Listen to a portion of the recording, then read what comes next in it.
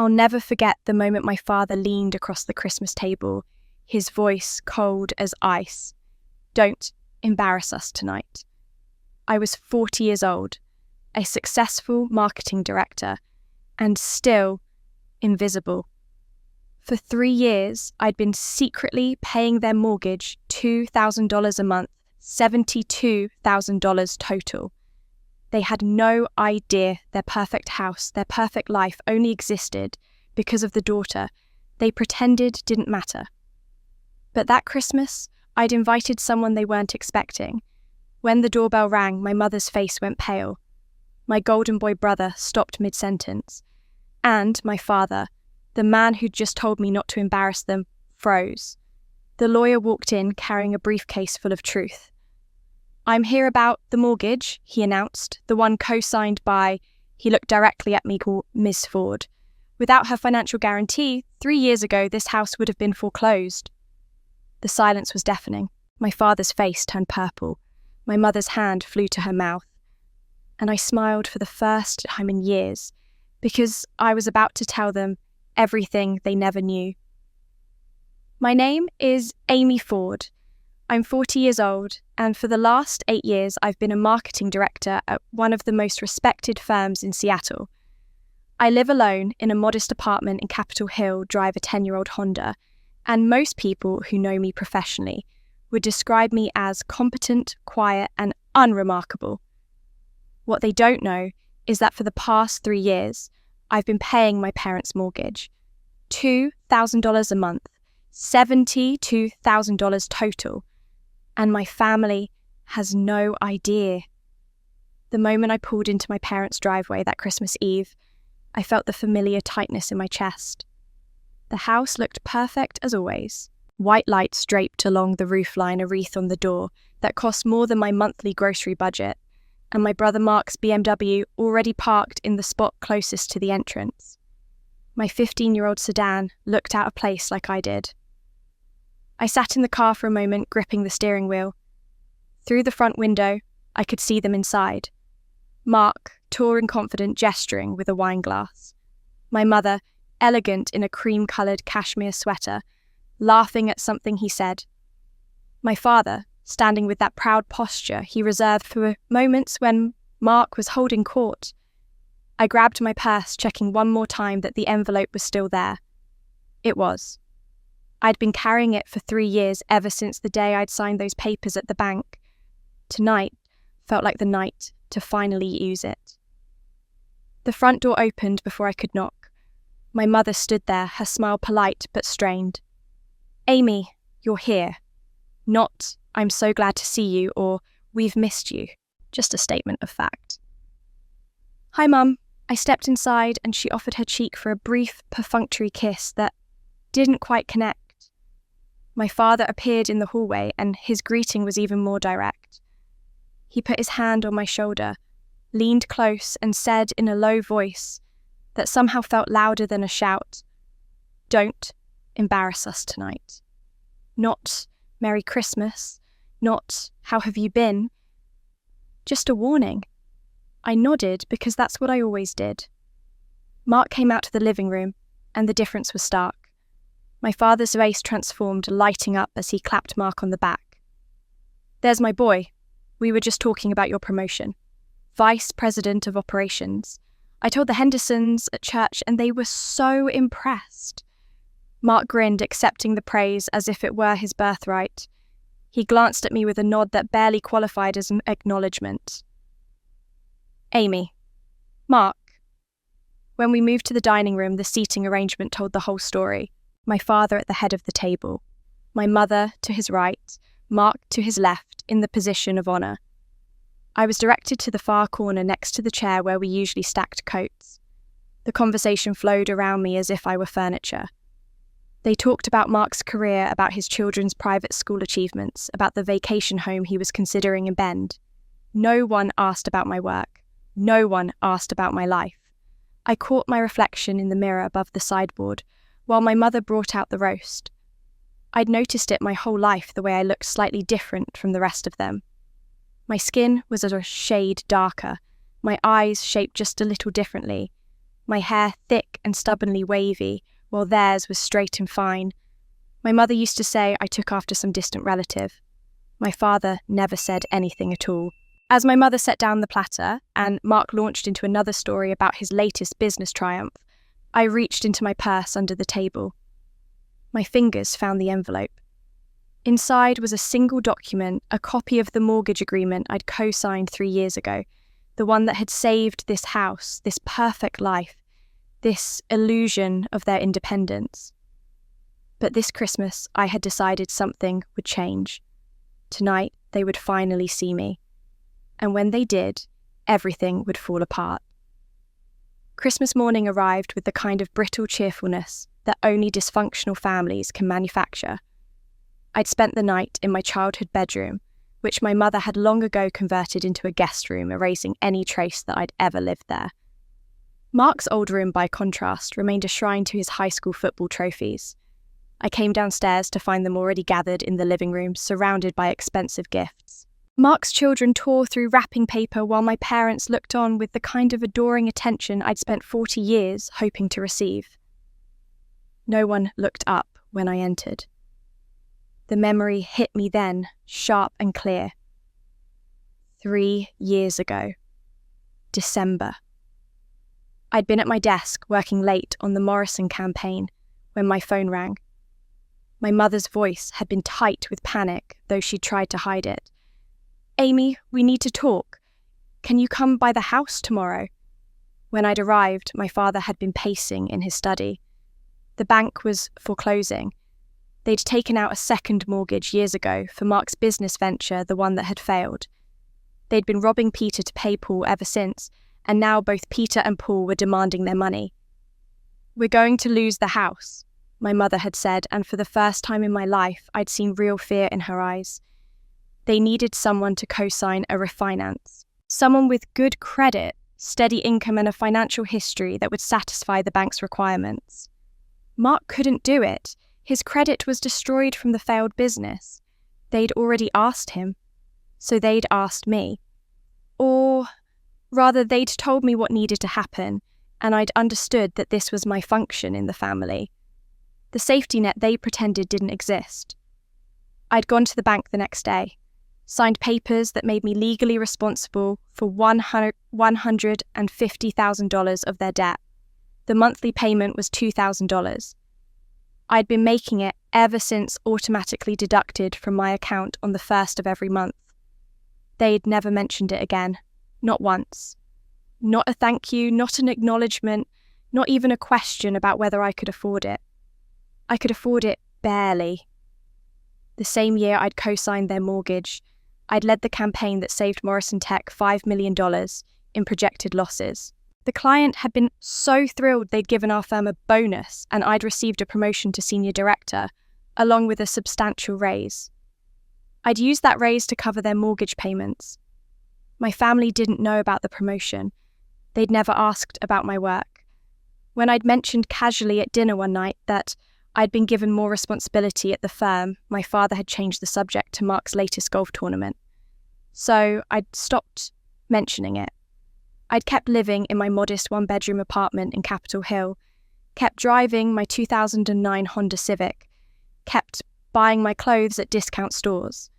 Every extra dollar went into savings or to my family, including the $15,000 I'd wired to Mark 2 years ago when he'd called it in a panic about a temporary cash flow problem. He'd promised to pay me back within 6 months. That was 24 months ago. He'd never mentioned it again. "Coffee, Amy?" My mother's voice pulled me back to the present. She was holding out a mug, her face pleasant and distant, as if I were a neighbour who'd stopped to buy unexpectedly. "Thank you." We moved to the dining room for breakfast. The seating arrangement was the same as the night before. Mark held court talking about the new boat he was considering. A boat. While I'd been covering his parents' mortgage and his debt. My father set down his coffee cup and looked at me for the first time that morning. "Well, Amy, I suppose you're doing fine at that little marketing job of yours." Little marketing job. I managed a team of 12 people and a portfolio of accounts worth $40 million annually. "It's going well," I said quietly. He nodded dismissively and turned back to Mark. At least Mark made something of himself. Director of Operations at 38. That's the kind of success that makes a father proud. My hands clenched in my lap nails, digging into my palms. I felt the familiar burn of tears behind my eyes and blinked them back. Not here. Not now. I'd cried enough over the years, always alone in my apartment where no one could see. Mark leaned back in his chair, basking in the praise. He didn't even glance at me. None of them did. I was invisible again, just furniture in the corner. I reached for my coffee and my purse slipped from the back of my chair. The envelope fell out, landing face up on the floor. The bank's logo was clearly visible. My father's eyes flicked to it, then away, uninterested. But I picked it up slowly, deliberately, and placed it on the table in front of me. My mother's eyes lingered on it for just a moment before she looked away. They didn't want to know. They'd never wanted to know. Then the doorbell rang. Through the frosted glass of the front door, I could see a figure in a suit carrying a leather briefcase. My heart began to pound. The lawyer had arrived right on schedule. My mother rose from her chair, smoothing her sweater with that practiced gesture she used when unexpected guests arrived. Who could that be on Christmas morning? Her voice carried a note of irritation, as if the intrusion were a personal affront to her carefully planned holiday. My father remained seated, his coffee cup suspended halfway to his lips. Mark glanced toward the door with mild curiosity, then back to his phone where he'd been scrolling through messages. None of them looked at me. I set down my own cup carefully, willing my hands not to shake.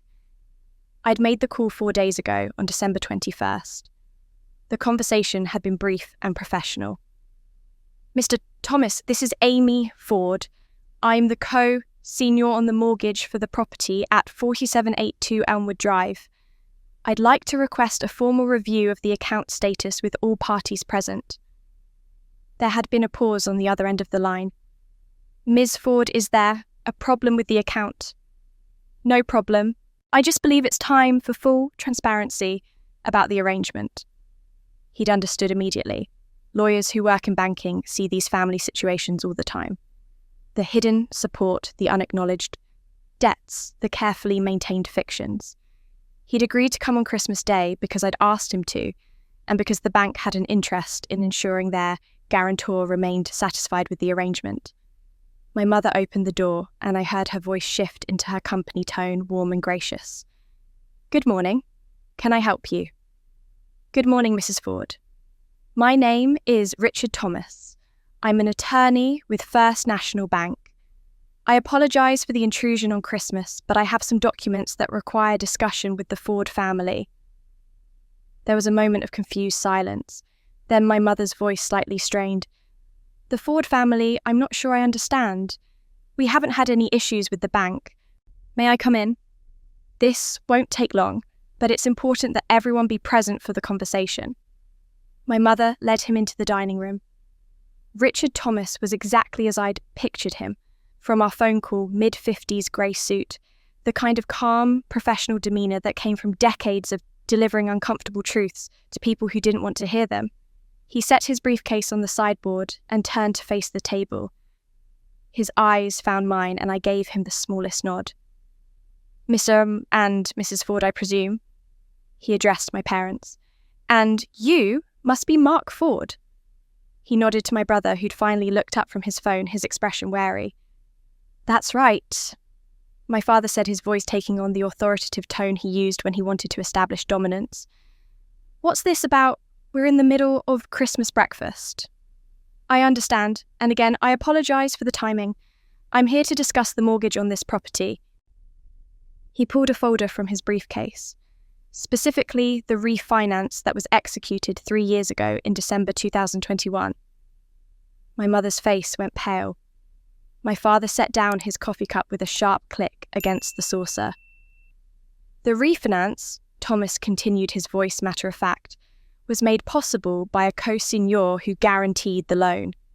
Without that co-signature, the bank would not have approved the refinance, and the property would have proceeded to foreclosure. The room had gone absolutely still.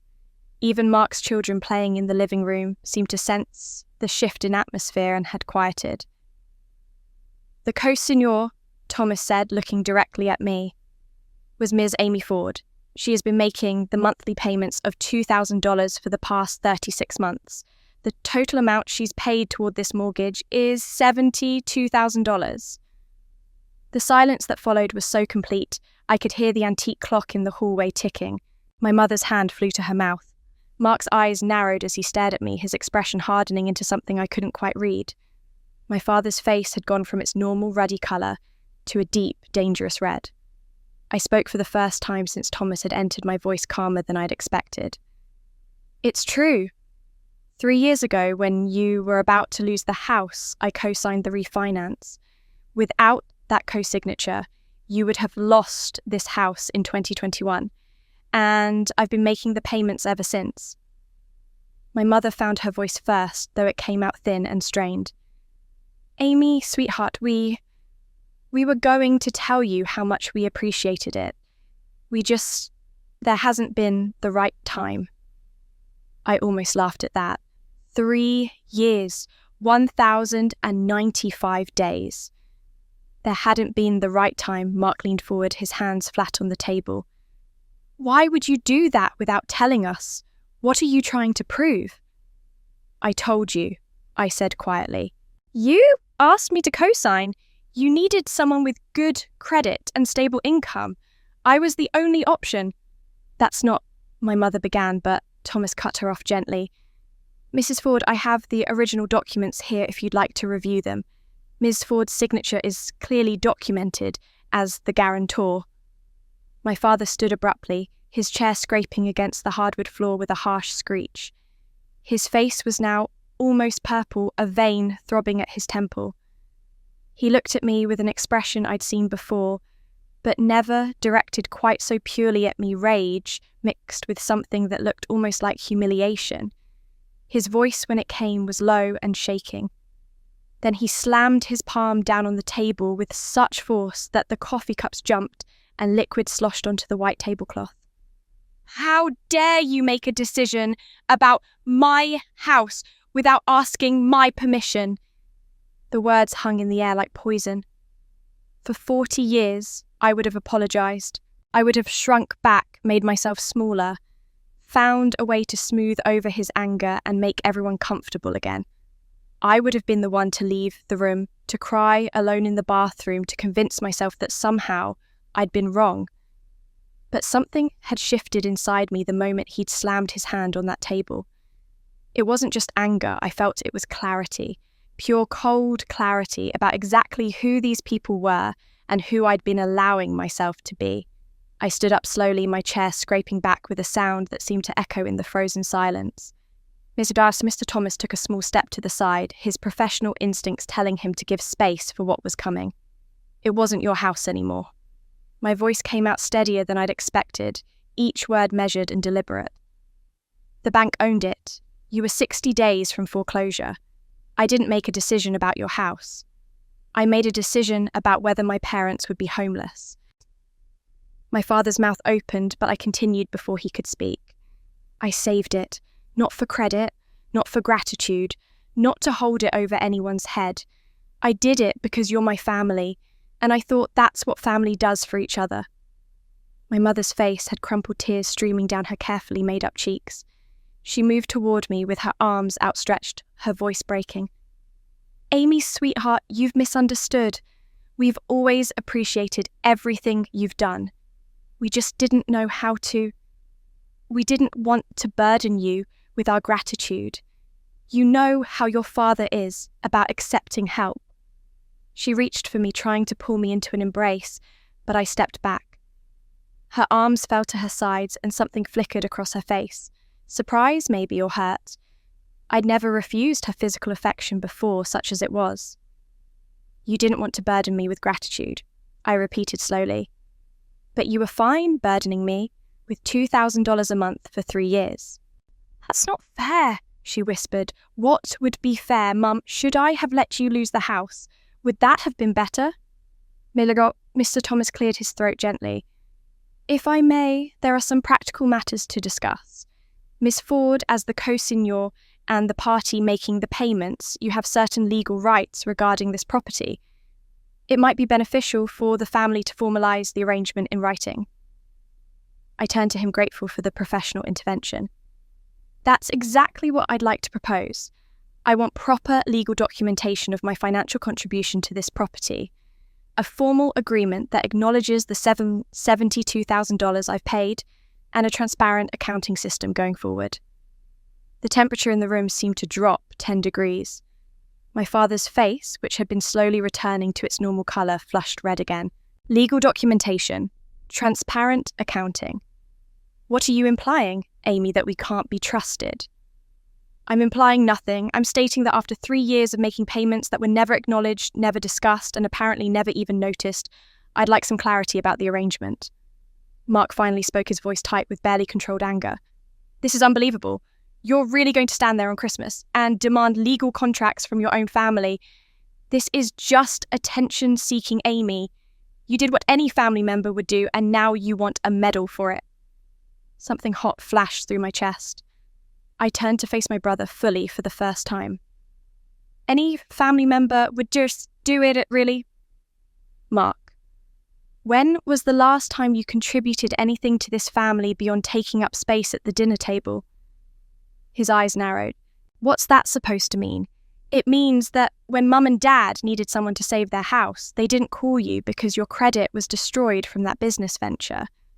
Dad's so proud to forget about. It means that when you needed $15,000 2 years ago for your cash flow problem, I wired it to you within 24 hours, and you never mentioned it again. It means that I've been the family's safety net for years, and the only reason you don't know about it is because none of you ever bothered to ask. Mark's face went pale, then red. He glanced at our parents, then back at me. That was a loan. I was going to pay you back. It's been 24 months, Mark. My mother was crying harder now, her hands pressed to her face. This isn't how family should talk to each other. Amy, honey, we love you. We've always loved you. Maybe we haven't shown it the way you needed, but that doesn't mean we don't appreciate everything you've done. Then show me the appreciation by treating me like an equal member of this family, instead of an inconvenience you have to tolerate at holidays. The words hung in the air, raw and true. My mother looked stricken. My father's jaw worked, but no sound came out. Mark stared at me as if I'd become a stranger. Then I heard movement behind me. Jessica, my younger sister, had been so quiet during the entire exchange that I'd almost forgotten she was there. She'd been standing by the window, her face unreadable, her hands clasped in front of her. Now she stood up slowly, her chair scraping against the floor. Actually, she said, her voice quiet but clear, Amy isn't wrong, and there's something else you all need to see. All eyes turned to Jessica. She was 35, the baby of the family, and she'd always been the peacekeeper, the one who smoothed over conflicts and changed subjects when conversations grew tense. I'd always thought of her as being on their side by default, simply because she never contradicted them. But now she was pulling out her phone, her fingers trembling slightly as she swiped through screens. 2 weeks ago, I was cleaning out the attic. Mum asked me to organise the Christmas decorations and get rid of some of the old boxes we've been storing for years. My mother's face went even paler, if that was possible. Jessica, I don't think now is the time. When would be the time, Mum? Jessica's voice was still quiet, but there was steel underneath it that I'd never heard before. After another year of watching Amy get treated like she doesn't matter. After another Christmas where everyone pretends she doesn't exist. She held up her phone, the screen facing us. I found a box behind the old artificial tree sealed with packing tape that had yellowed with age. It was labelled Robert's Papers 1994. Grandpa's papers from the year before he updated his will. My grandfather had died 8 years ago. I'd been 32, and his death had gutted me in a way that surprised everyone, including myself. He'd been the only person in the family who'd ever really seen me, who'd asked about my life and listened to the answers. At his funeral, I'd cried harder than anyone, and I'd caught my father rolling his eyes at my display of emotion. Jessica tapped her phone screen and turned it so we could all see. This is Grandpa's will from 2009, the original one before he updated it in 2014. I stepped closer to look. The document was photographed clearly, and I could see my grandfather's signature at the bottom, witnessed and notarized. My eyes scanned the text, and then I saw my name listed as an equal beneficiary alongside Mark and Jessica, 1/3 of his estate to each grandchild. That's the will from 15 years ago, Jessica continued. But here's what's strange. The will that was executed after Grandpa died, the one from 2014, only lists Mark and me. Amy's name isn't on it at all. The silence in the room was suffocating. I stared at the phone screen, my mind trying to process what I was seeing. My grandfather had left me an inheritance, and somehow, between 2009 and 2014, my name had been removed. Mark found his voice first. Maybe Grandpa changed his mind. People update their wills all the time. That's what I thought too, Jessica said. She looked at my mother, and I saw something in her expression that made my stomach clench. So I asked Mum about it last week. I showed her this photo and asked if she knew why Amy's name was removed from the newer version. My mother's hand was pressed against her mouth, and she was shaking her head slowly, as if she could deny what was coming. Mom told me Grandpa never changed his mind about Amy. She said the original will was fine, but that there had been complications with the estate that required the will to be restructured. She said Amy would get her share eventually when the time was right. Jessica's voice was stronger now, gaining confidence as she spoke. But that was 8 years ago, and Amy never got anything. I checked the estate records at the county clerk's office. The 2014 will was executed exactly as written. Mark and I each received approximately $80,000. Amy received nothing. I felt like the floor had dropped out from under me. $80,000. That was more than 3 years of mortgage payments. That was the promotion bonus I'd used to help them.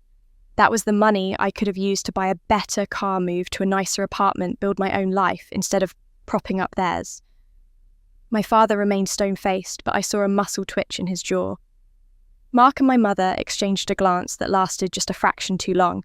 "Theirs is more," Jessica said quietly. She reached into her purse and pulled out an envelope yellowed with age, the edges soft from years of storage. This was in the same box underneath the old will. It's sealed and it's addressed down to you, Amy, in Grandpa's handwriting. She held it out to me, and I took it with hands that had started to shake. My name was written across the front in my grandfather's distinctive script, slightly shaky but unmistakable. The envelope was sealed with old tape that had begun to peel at the corners. "I didn't open it," Jessica said. "It's yours, but Amy, I think you need to read it. I think Grandpa knew something was going to happen. The date on the envelope is from 2013, just a year before he died, and there's a note on the back." I turned the envelope over. In smaller writing, my grandfather had written, "To be opened only by Amy. When the time is right, she'll understand." Jessica met my eyes, and for the first time in our lives, I felt like we were truly seeing each other. "I've been carrying this for 2 weeks, trying to figure out when to give it to you. After today, after watching them treat you the same way they always have, I realised there's never going to be a perfect time." She took a breath, and her voice dropped to almost a whisper. "Amy, I think Grandfather knew something we don't. I think he knew exactly what would happen to you in this family, and he tried to protect you the only way he could." My hands trembled as I held the envelope. The paper was thin and delicate, the kind that feels like it might disintegrate if handled too roughly. I could feel everyone's eyes on me, the weight of their attention pressing down like a physical force. Even Mr. Thomas the lawyer stood perfectly still, as if sensing that whatever was in this letter would fundamentally shift the dynamics of everything that had happened today. I looked at Jessica, who nodded encouragingly. Then I carefully peeled back the old tape, trying not to tear the fragile paper beneath. The envelope opened with a soft whisper of sound, and I pulled out 2 sheets of lined paper, covered in my grandfather's distinctive handwriting. The script was shakier than I remembered. evidence of the illness that would take him just 14 months after this was written. The date at the top read April 15th, 2013, 2 months before he died. "My dearest Amy," it began, and my eyes immediately blurred with tears. I blinked them back, determined to read every word. "If you're reading this, I'm gone, but there are truths you deserve to know. I've watched you grow into a remarkable woman, strong and kind, despite circumstances that would have broken someone with less character. You've always felt different, haven't you? Like you didn't quite fit in this family, like some essential part of you was forever out of step with the rest of them." I pressed my hand to my mouth, a sob trying to escape. He'd known. All those years he'd known exactly how I felt. "You felt this way because you are different, my dear girl. But that difference doesn't come from shame or inadequacy. It comes from love. Real love, the kind that's brave and true and bigger than the small prejudices that govern so many lives." My heart was pounding now. What did he mean? I continued reading, aware that the room around me had gone completely silent.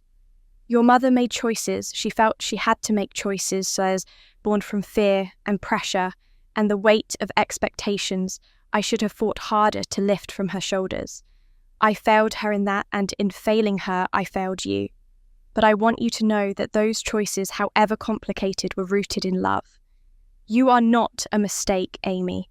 You are not less than. You are extraordinary precisely because of where you came from." The words swam on the page.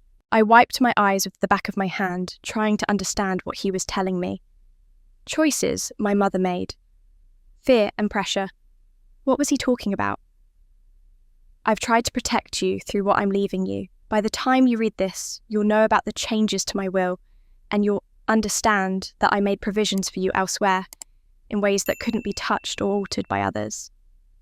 Trust that I saw you, Amy. I always saw you." The letter concluded with words that felt like they were written directly into my soul. "Be true to yourself, not to their expectations. You owe them nothing beyond basic human decency, and you owe yourself everything. Live the life you were meant to live, not the small life they've tried to confine you to. With all my love, Grandpa." I stood there holding those 2 pieces of paper, tears streaming down my face, my entire body shaking. For 40 years I'd felt invisible. For 40 years I'd wondered what was wrong with me, that my own family couldn't love me the way they loved Mark, the way they even loved Jessica. And here in my hands was proof that at least one person had seen me clearly, had loved me without reservation, had tried even from beyond the grave to protect me. The silence in the room was absolute. I could hear my own breathing, ragged and uneven. I could hear the antique clock in the hallway ticking. I could hear my mother's quiet crying. Finally, I looked up. My father's face was carved from stone, revealing nothing. Mark was staring at the floor, his jaw clenched.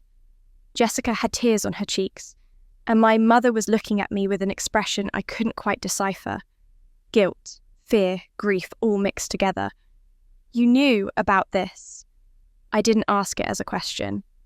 The way my mother's eyes dropped told me everything I needed to know. Her voice, when it came, was barely audible. I read that letter years ago. I found it in Dad's desk after he died, along with some other papers. I should have given it to you then." The betrayal of that confession hit me like a physical blow. She'd found this letter 8 years ago and had hidden it from me, just like she'd hidden the original will, just like she'd hidden whatever truth my grandfather had been circling around in his careful, loving words. My mother's next words came out in a whisper that felt like thunder. "I kept it from you because I was afraid if you knew how much he loved you, you'd leave us all behind." The recording played again, my father's voice cold and dismissive. "She's not really one of us anyway. Never has been." I hit pause, my finger trembling on the button of David's old phone. The words connected to my grandfather's letter like puzzle pieces I'd been trying to force together for years. David was watching me carefully. "Amy, what's going on?" You look like you've just figured something out. I showed him my grandfather's letter, the one Jessica had given me just yesterday, though it felt like a lifetime ago. He read it slowly, his expression growing more troubled with each line. When he finished, he looked up at me with something like understanding dawning in his eyes. Your mother made choices she felt she had to make, he read aloud. And your father saying you're not really one of them. Amy, do you think... I don't know what to think. I interrupted, my voice sharper than I intended. But I know I need to understand what's really been happening in my family. And I can't do that while I'm still reeling from one revelation after another. I need to organise what I know. I need evidence. David nodded slowly. Then let's build a case. Let me help you. Over the next 4 days, my apartment transformed into something resembling a war room. David had taken the week off from his job as a software engineer, and together we spread documents across every surface. I pulled up 3 years of bank statements showing the automatic $2,000 monthly payments to my parents' mortgage.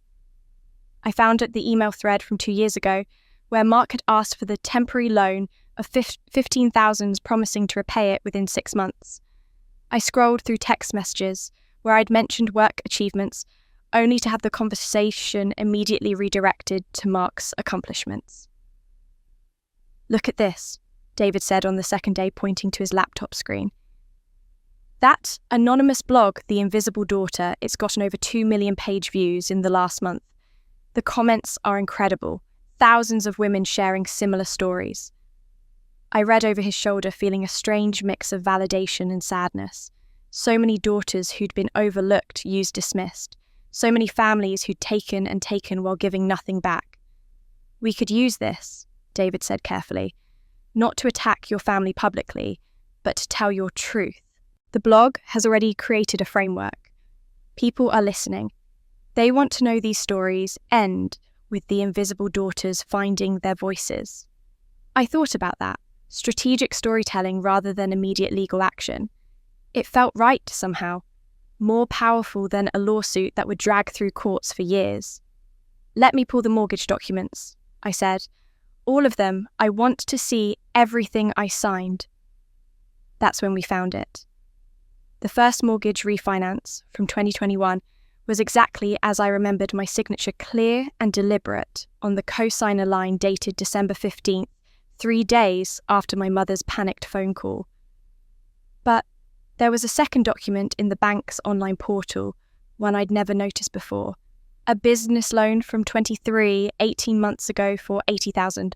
My name was listed as co-signer.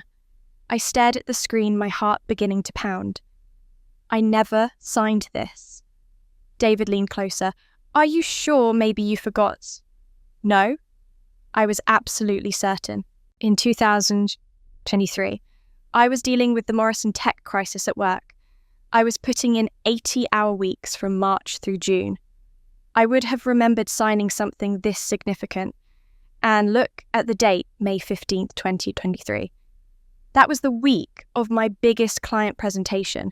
I didn't even see my family that month. David pulled up the signature page and zoomed in. We studied it carefully.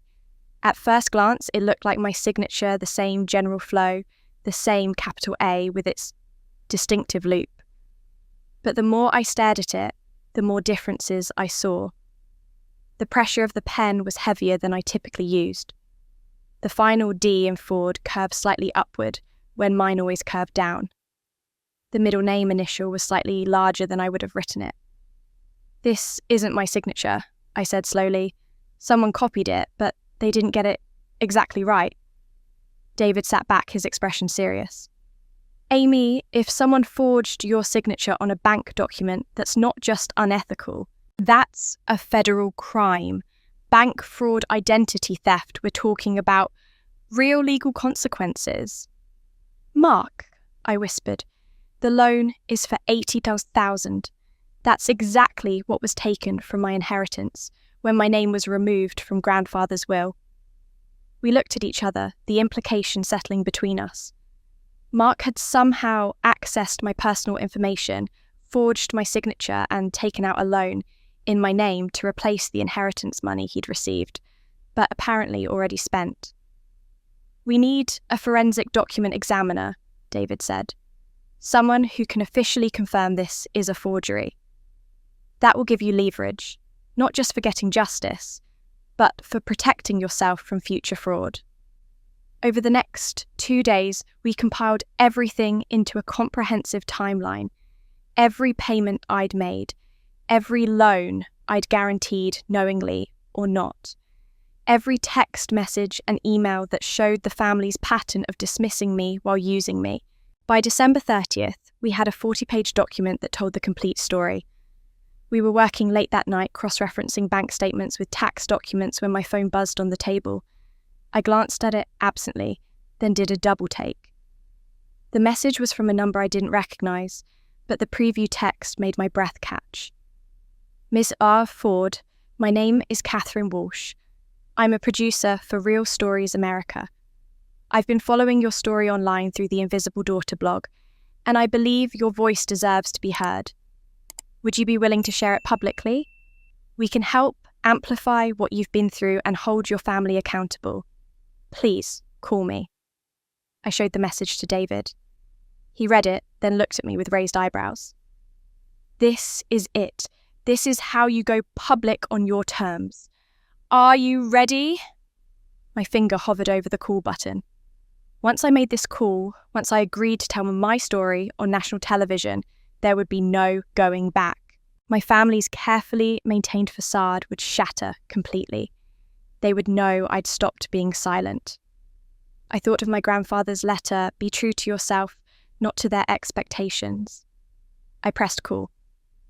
Catherine Walsh's voice on the phone was warm but professional. "Ms. Ford, I'm so glad you called. I want you to know that we don't do ambush journalism.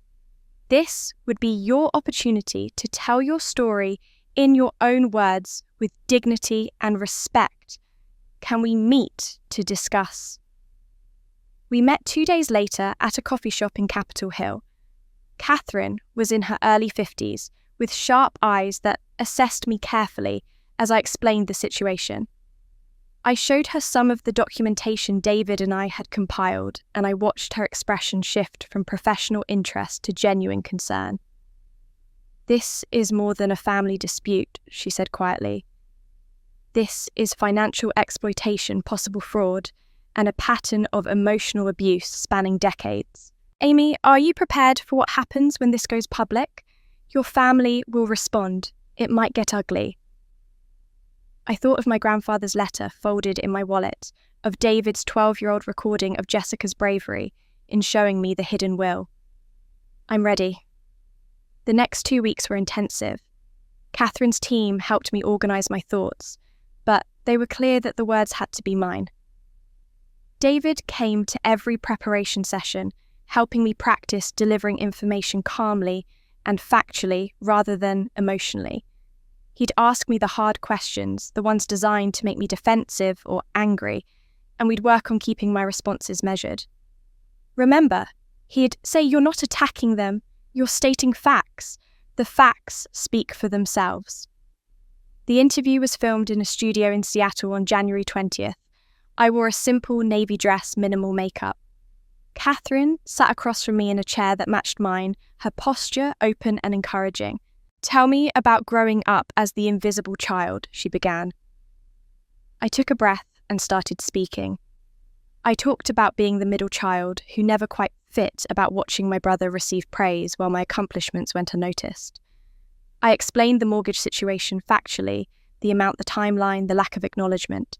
I showed the documentation, bank statements, the hidden will, my grandfather's letter, which I read aloud with my voice only breaking once.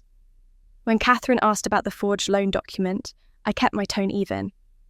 I discovered that someone used my personal information to secure an $80,000 loan without my knowledge or consent. The signature is similar to mine, but forensic analysis will prove it's not genuine. I didn't name Mark. I didn't have to. Anyone paying attention would understand. The interview lasted 90 minutes, but would be edited to 30 for broadcast. When it was over, Catherine squeezed my hand. "You were remarkable, composed, credible, powerful. This is going to resonate." The episode aired on February 8th, a Tuesday evening. David came over to watch it with me, and Jessica called to say she was watching too, though she'd had to leave our parents' house to do it. Watching myself on screen was surreal. The woman on television looked calm and dignified, nothing like the trembling mess I'd felt like inside. But Catherine had been right, the facts spoke for themselves. My composure made me credible, not vindictive. Within an hour of the broadcast ending, my phone began exploding with notifications. Messages on social media, emails to an address I'd set up specifically for this text from numbers I didn't recognize. I scrolled through them with shaking hands. This is my story too. Thank you for speaking up. I was the invisible daughter in my family for 40 years. You've given me courage. My mother hid my inheritance just like yours did. I thought I was alone, with thousands of messages. Tens of thousands by the next morning. Women, mostly women, though some men too, sharing their own stories of being overlooked, exploited, dismissed by the families who should have loved them. Many included donations to a fund someone had set up without my knowledge, raising money to help me fight for justice. The media requests multiplied. Morning shows wanted interviews. Podcasts reached out. The Invisible Daughter blog, which had inspired all of this, published a post titled "She Finally Spoke," and it was shared hundreds of thousands of times. But it was the local response that created the real cracks in my family's carefully maintained facade. Seattle isn't a small town, but in certain circles, everyone knows everyone. My parents' neighbours began asking pointed questions. I heard through Jessica that the Hendersons from their church had stopped by with casseroles and concern. Mark's professional network, the financial services community, where reputation is everything, had definitely seen the interview. My mother's bridge club at the church had their weekly game 3 days after the broadcast. According to Jessica, who heard it from a friend of a friend, 2 of the women made excuses not to attend, and the conversation was strained and awkward. By the following week, my mother had quietly stopped going. My father refused all comment. When a local reporter showed up at their door, he'd said only, "This is a private family matter," and closed the door. But his silence spoke volumes. He wasn't denying anything. He couldn't. I felt a strange mix of vindication and sadness. I'd wanted them to see me, to acknowledge what I'd done, to treat me like I mattered. Instead, I'd had to force the world to see me first, and now they had no choice but to notice. Jessica called on February 15th, her voice tight with stress. "Amy, you need to know something. Mark hired a lawyer. He's filing a lawsuit against you." My stomach dropped. For what? Defamation and theft of proprietary family financial information. He's claiming you've destroyed his reputation and that you obtained private documents without permission. She paused. "Amy, he's asking for $250,000 in damages." But while I'd been building public support, telling my truth, gaining allies, Mark had been quietly filing paperwork of his own. And now the real battle was about to begin. The lawsuit papers arrived by certified mail 3 days later. I signed for them with hands that had stopped trembling only because I'd become numb to shock. Mark Ford v. Amy Ford. The document was 12 pages long, filled with legal language that essentially boiled down to my brother was suing me for telling the truth about our family. David read through it carefully, his jaw tightening with each page. "This is designed to intimidate you into silence. He's claiming you violated his privacy by discussing family financial matters, that you defamed him by implying he benefited from your grandfather's will while you were excluded, and that you somehow stole confidential family documents." "I didn't steal anything," I said quietly. "Jessica gave me grandfather's letter. The mortgage documents are from my own bank account. The will is a matter of public record. I know that, and his lawyer knows that, but Mark is betting that the threat of a $250,000 judgment will make you stop talking." David set down the papers and looked at me seriously. "Amy, we need to go on the offensive. We have evidence of actual fraud. The forged loan signature isn't a family squabble, it's a federal crime." I'd been thinking about that for weeks, ever since we discovered the forged document. The decision felt enormous, like standing at the edge of a cliff. If I report it, what happens to Mark? If the forensic analysis confirms forgery, and if the FBI investigation finds sufficient evidence he could be charged with bank fraud and identity theft, those are serious felonies. He could face prison time. I thought of Mark's 2 children, ages 8 and 10. I'd barely seen them over the years. Mark had always made excuses why they couldn't come to family gatherings when I was there. But they were innocent in all of this. He has kids, David. Can I live with being responsible for their father going to prison? David was quiet for a moment. Then he said, "You're not responsible for his choices.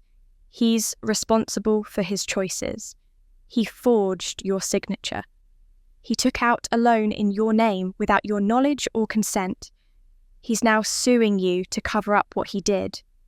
Those were his decisions, not yours."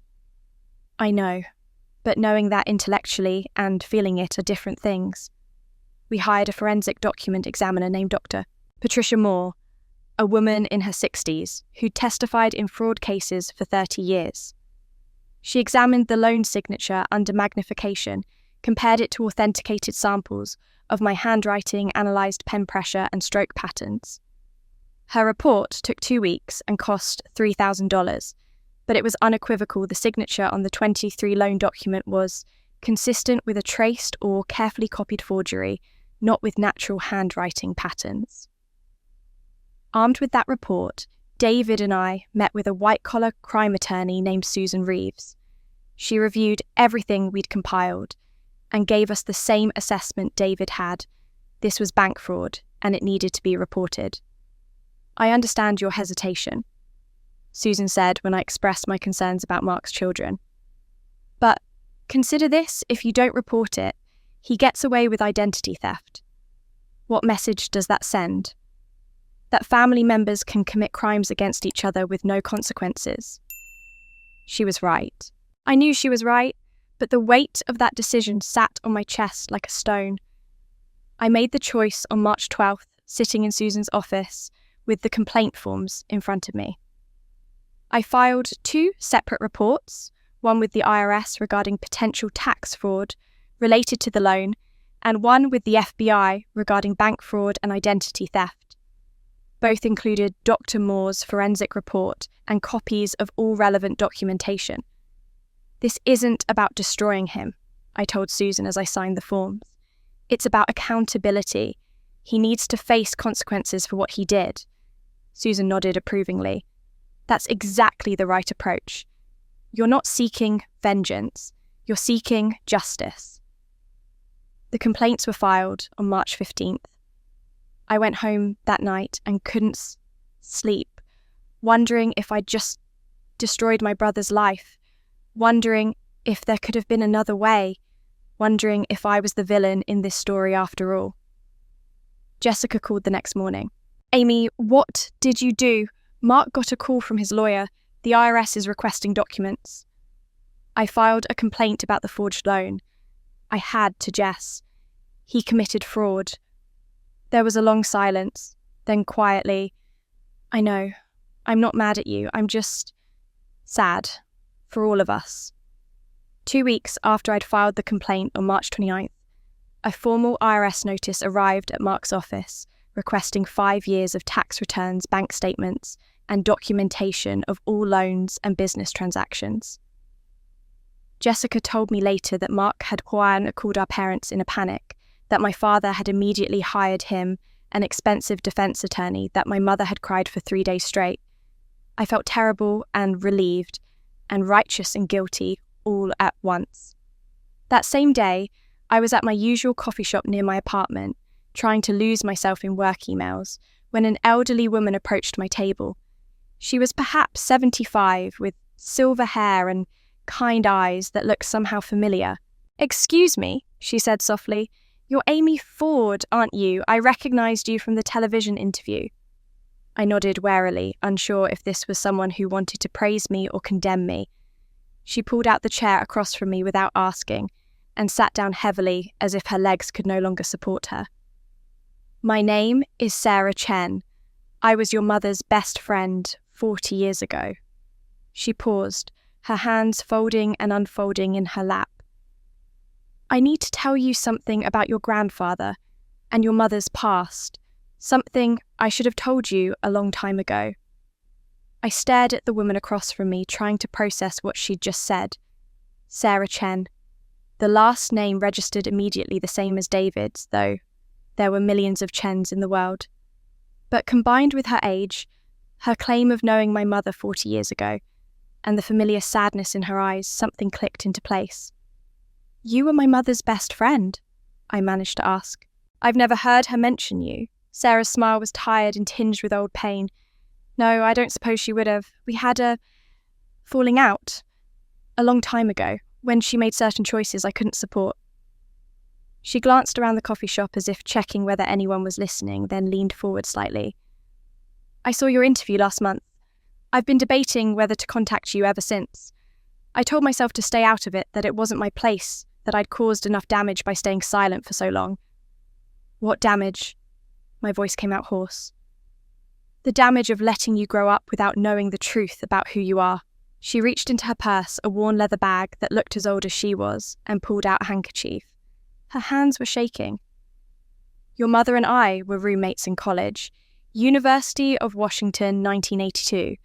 We were inseparable. I was the maid of honor at her wedding, though not the wedding everyone thinks was her first." My heart began to pound. "What do you mean?" "Your mother was engaged to someone else before your father.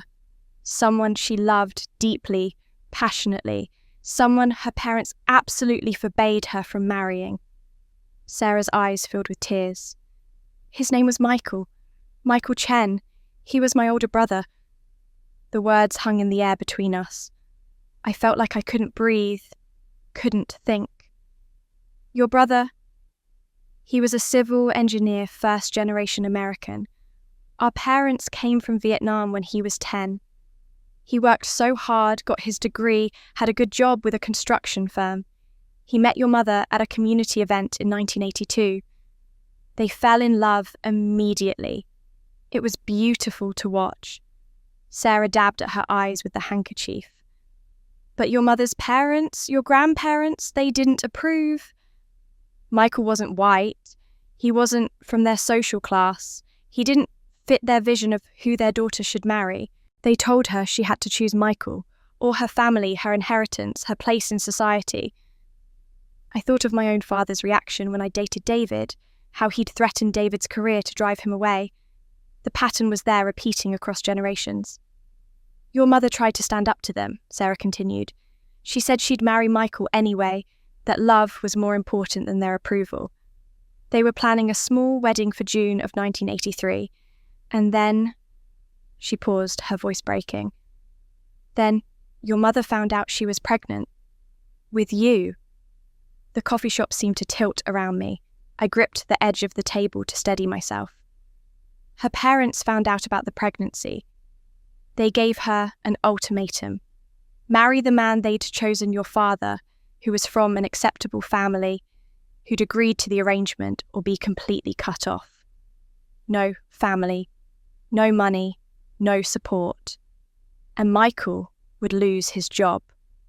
They had connections, Amy. They could destroy his career, make sure he never worked as an engineer again." "So she chose my father," I whispered. "She chose survival. She was 23 years old, pregnant and terrified. The wedding happened within 2 months. Fast, quiet, just family. I wasn't invited because I'd sided with Michael, tried to help them find a way to be together." Sarah's voice was thick with regret. "Your grandfather, your mother's father, he was different from his wife. He didn't approve of the pressure they'd put on your mother, but he didn't stop it either. I think he carried guilt about that for the rest of his life." That explained so much about my grandfather's letter. He'd known. He'd always known the truth about my origins, about the choices my mother had been forced to make. "What happened to Michael?" I asked, though part of me already knew the answer. Sarah's face crumpled. 2 months after your mother married your father, Michael was killed in a construction accident. A crane collapsed at his job site. He died instantly. He never knew that your mother had married someone else. He died believing she'd simply chosen her family's approval over him. The cruelty of that, the waste of it, made my throat tighten with unshed tears. Did my mother know that he died? Yes, I called her. It was the last time we spoke. She cried, and then she told me she could never see me again because it hurt too much. She asked me to never contact her, never remind her of what she'd lost. Sarah reached back into her purse and pulled out a photograph, its edges worn soft with age. This is the only picture I have left of them together. I thought you should have it. She slid the photograph across the table. It was faded, the colours slightly bleached by time, but the image was clear enough. A young woman, unmistakably my mother, though her face was rounder, softer, happier than I'd ever seen it, stood with her hand resting on a small baby bump. Next to her, his arm around her shoulders, was a man with dark hair and warm eyes, Asian features, a gentle smile. He looked at my mother like she was the entire world, and his eyes, the shape of them, the way they tilted slightly at the corners, the warm brown colour, they looked exactly like mine. I stared at the photo, my heart pounding so hard I could hear it in my ears. All those years of feeling different, of catching my reflection, and wondering why I didn't quite look like anyone else in my family, of hearing my father say I wasn't one of them. It was because I wasn't, not biologically. Sarah placed a gentle hand on my arm, her touch warm and steady.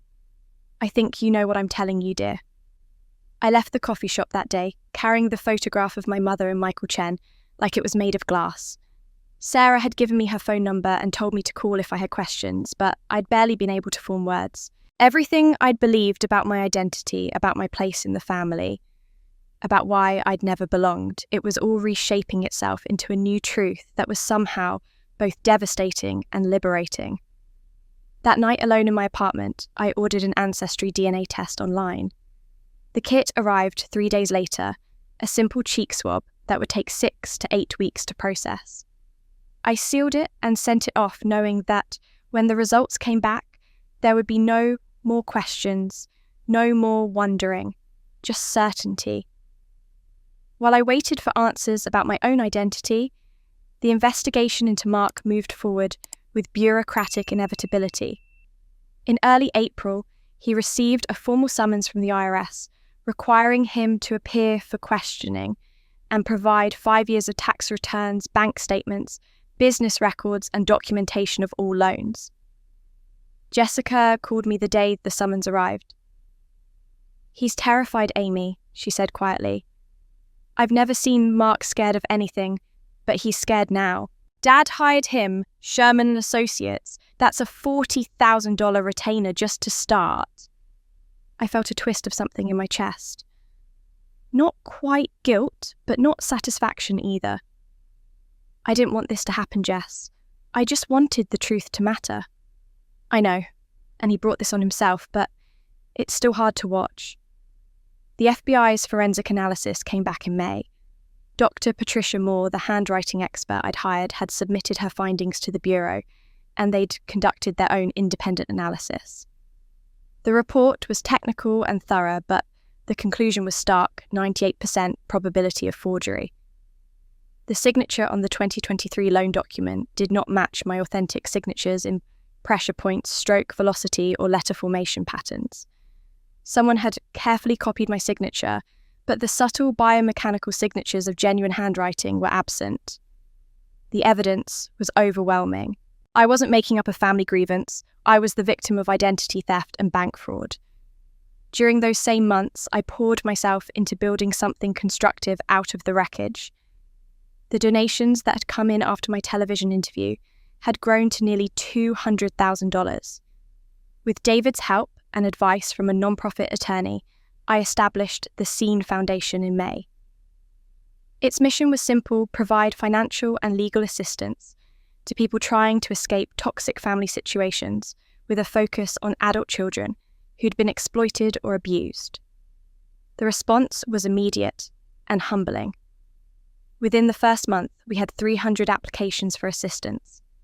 Stories like mine, but also stories far worse, adult children whose parents had stolen our identities for years, who'd been trapped in unpaid labour, for family businesses who'd been cut off from education and opportunity. I hired 2 staff members and rented a small office space. For the first time in my life, I felt like I was doing work that truly mattered. But Mark's situation continued to deteriorate. In June, his employer, a prestigious financial services firm where he'd worked for 15 years, placed him on administrative leave.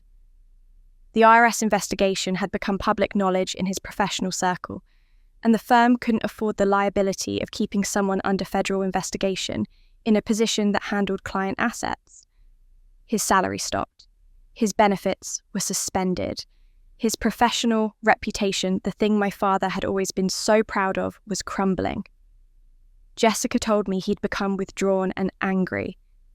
His wife had taken the children to her mother's house, temporarily. The house I'd saved with my mortgage payments was being sold. They couldn't afford it anymore. Mark was moving back in with our parents, sleeping in his childhood bedroom at 41 years old. I should have felt vindicated. Instead, I felt hollow. This wasn't what I'd wanted. I'd wanted acknowledgement, apology, change, not destruction. My father predictably blamed me entirely. According to Jessica, he ranted daily about my betrayal and my vindictiveness. My mother had stopped eating properly and spent most days in bed. The church friends had stopped calling. The social circle they'd cultivated for decades had quietly distanced themselves from the family drama. Through it all, David remained steady. He'd taken a consulting position that allowed him to work remotely, and he spent most evenings at my apartment helping with foundation paperwork or just sitting with me while I processed everything. We hadn't talked about what we were to each other. We were too focused on survival, but his presence was the only thing that felt solid in a world that had turned liquid and uncertain. Summer crawled forward. The DNA test processing time stretched longer than expected. 8 weeks became 10, then 12. I checked the website, obsessively looking for updates. In early September, Mark received another notice. The FBI was recommending that the US Attorney's Office pursue prosecution for bank fraud and identity theft. The formal recommendation included Dr. Moore's analysis and the Bureau's own investigation findings. Mark's lawyer called a meeting to discuss a plea deal. 2 days after that notice arrived on September 12th, I came home from the foundation office to find 2 envelopes in my mailbox. Both were official looking, both marked with return addresses I'd been waiting months to see. One was from the FBI's Seattle field office. The other was from Ancestry. Genome, the DNA testing company. I stood in my apartment hallway holding both envelopes, my hands shaking. One would tell me whether the legal system believed Mark should face criminal charges. The other would tell me definitively and scientifically who I really was.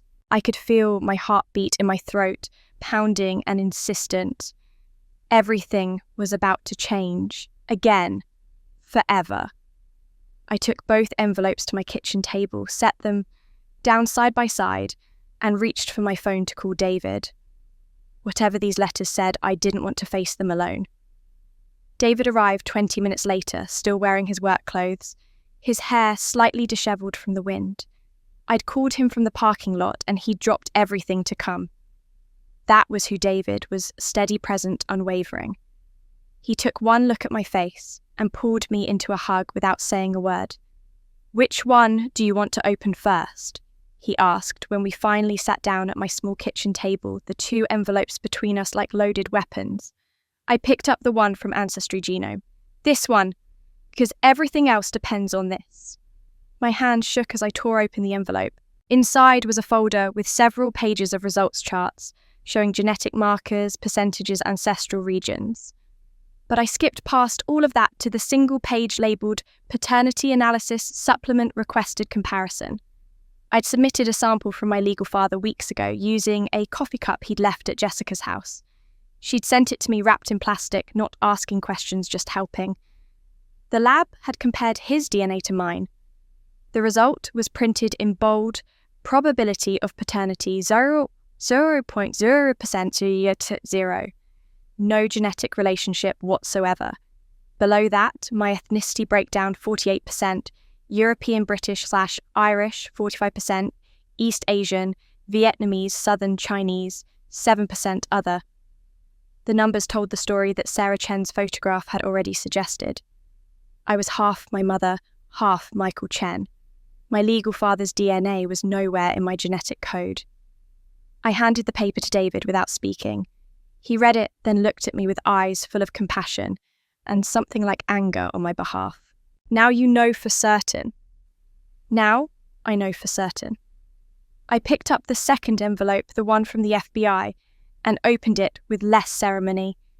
The letter was brief and bureaucratic, based on the forensic evidence and witness statements. The U.S. Attorney's Office for the Western District of Washington would be proceeding with prosecution against Mark William Ford for bank fraud and identity theft. A grand jury would be convened within 60 days. I set it down, feeling strangely detached. Mark's legal troubles felt distant compared to the paper I was still holding, the one that proved I was fundamentally not who I'd believed I was for 40 years. I need to talk to them, I said. My parents. I need to hear it from my mother directly. Not from Sarah, not from a DNA test. From her. David nodded. When? Now, tonight, before I lose my nerve. I called Jessica first. Is everyone at the house? Yes. Dad's in his study, Mum's in the living room, Mark's upstairs in his old room. Why, Amy, what's wrong? You sound strange. I'm coming over. Can you be there? I need you there. Of course. I'll be there in 20 minutes. David drove me to my parents' house, the same house I'd saved from foreclosure, the same house where I'd spent 40 years feeling like an outsider. The evening light was fading, casting long shadows across the perfect lawn. David squeezed my hand before I got out of the car. I'll wait here. Call me if you need me to come in. Jessica met me at the door, her face tight with worry. What's going on? I showed her the DNA results without preamble. She stared at the paper, her eyes widening, her hand flying to her mouth. Oh my God, Amy, oh my God, I need them both in the same room. Can you get them? She nodded wordless and disappeared into the house. I stood in the foyer, the same foyer where I'd been greeted coldly every Christmas, every Thanksgiving, every obligatory family gathering, the same foyer where my father had warned me not to embarrass them. I looked at myself in the mirror hanging by the door and saw Michael Chen's eyes looking back at me. How had I never realized it before? My parents appeared from different directions. My mother from the living room, my father from his study. They both stopped when they saw me standing there holding papers in my hand. My mother's face went pale. My father's expression hardened into stone. Amy, my mother began, her voice already trembling. What are you? I know. My voice was surprisingly steady.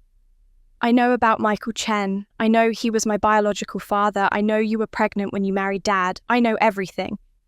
I held up the DNA test results. And now I have proof. The silence that followed was absolute. My mother swayed slightly and Jessica moved to her side, supporting her elbow. My father stood perfectly still, his face revealing nothing. Sarah Chen came to see me, I continued. She told me the whole story, about how Grandma and Grandpa forbade you from marrying Michael because he wasn't white, because he wasn't from the right social class, about how they forced you to marry Dad instead, knowing you were already pregnant with another man's child.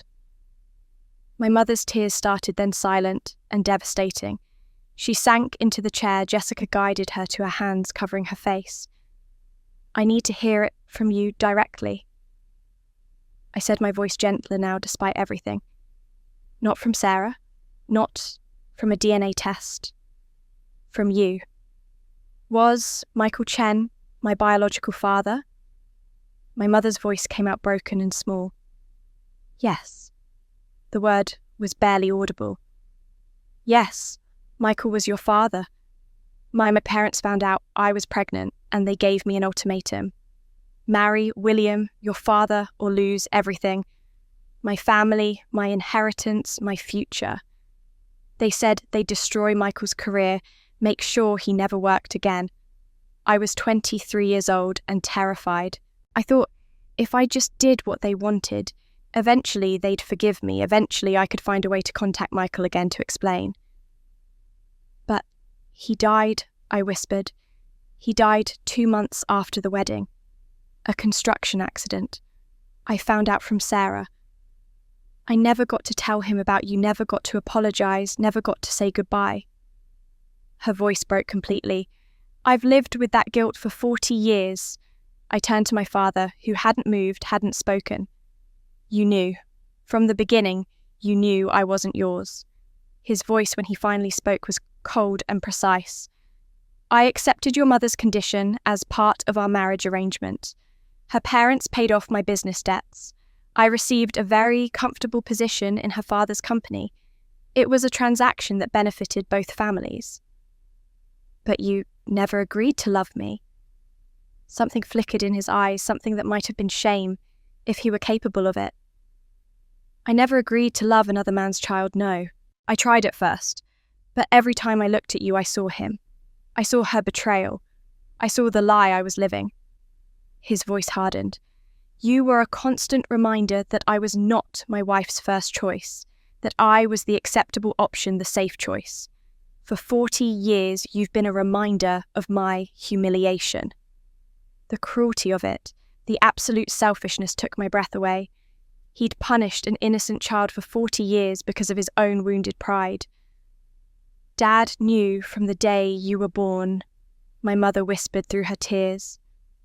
The nurse commented on how you didn't look like him. He's never forgiven me for that moment. Never forgiven you for existing. Jessica was crying now too, her arm around our mother's shoulders. This is insane. This is absolutely insane. You've tortured Amy her entire life because of something that happened before she was even born. My father straightened his shoulders as if preparing to leave. This conversation is pointless. What's done is done. No. My mother's voice suddenly cut through the room, stronger than I'd heard it in years. No, William. She deserves to know everything. She looked up at me, her face streaked with tears and old mascara. There's more you need to know, Amy. Your grandfather, my father, he felt terrible guilt about what we did to you, about forcing me to give up Michael, about the way you were treated growing up. She took a shaky breath. He left something else for you, something even I didn't know about until the lawyer called yesterday. Another codicil to his will, sealed and separate from everything else. It can only be accessed now because you've turned 40 and because... She hesitated, because you now know the truth about your paternity. I stared at my mother, trying to process what she'd just said. Another codicil, something my grandfather had left specifically for me hidden until now. What do you mean, it can only be accessed now? My mother wiped her eyes with trembling hands. The lawyer, Mr. Harrison, Dad's estate attorney, he called me yesterday. He said there was a sealed provision in Dad's will that had specific conditions for disclosure. You had to be 40 years old and you had to... She faltered. You had to know the truth about your biological father. How would the lawyer know if I knew the truth? My voice sounded hollow in my own ears. There was a mechanism built in. If you contacted the law firm asking questions about your paternity, or if genetic testing results were submitted to them, or if I confirmed to them in writing that you'd been told, any of those would trigger the release. She looked at me with red-rimmed eyes. I called Mr. Harrison this morning. After Sarah contacted you, I knew it was only a matter of time. I told him you knew everything. Jessica's voice was sharp. Mum, you've known about this codicil for 8 years since Grandpa died, and you never said anything. I didn't know the details. The codicil was sealed. Mr. Harrison only told me that Dad had made special provisions for Amy that would be disclosed when certain conditions were met. He wouldn't tell me what those provisions were. Dad made sure of that. My father finally moved, walking to the window and staring out at the darkening yard. Your grandfather was a sentimental fool. He should have let the past stay buried. Something cold and hard settled in my chest. When can I meet with the lawyer? He's available tomorrow morning, 9 o'clock at his office downtown. He said he'd explain everything then. My mother's voice dropped to barely a whisper. Amy, I'm so sorry. For all of it. For the choices I made, for the life you had to live, for not being strong enough to protect you.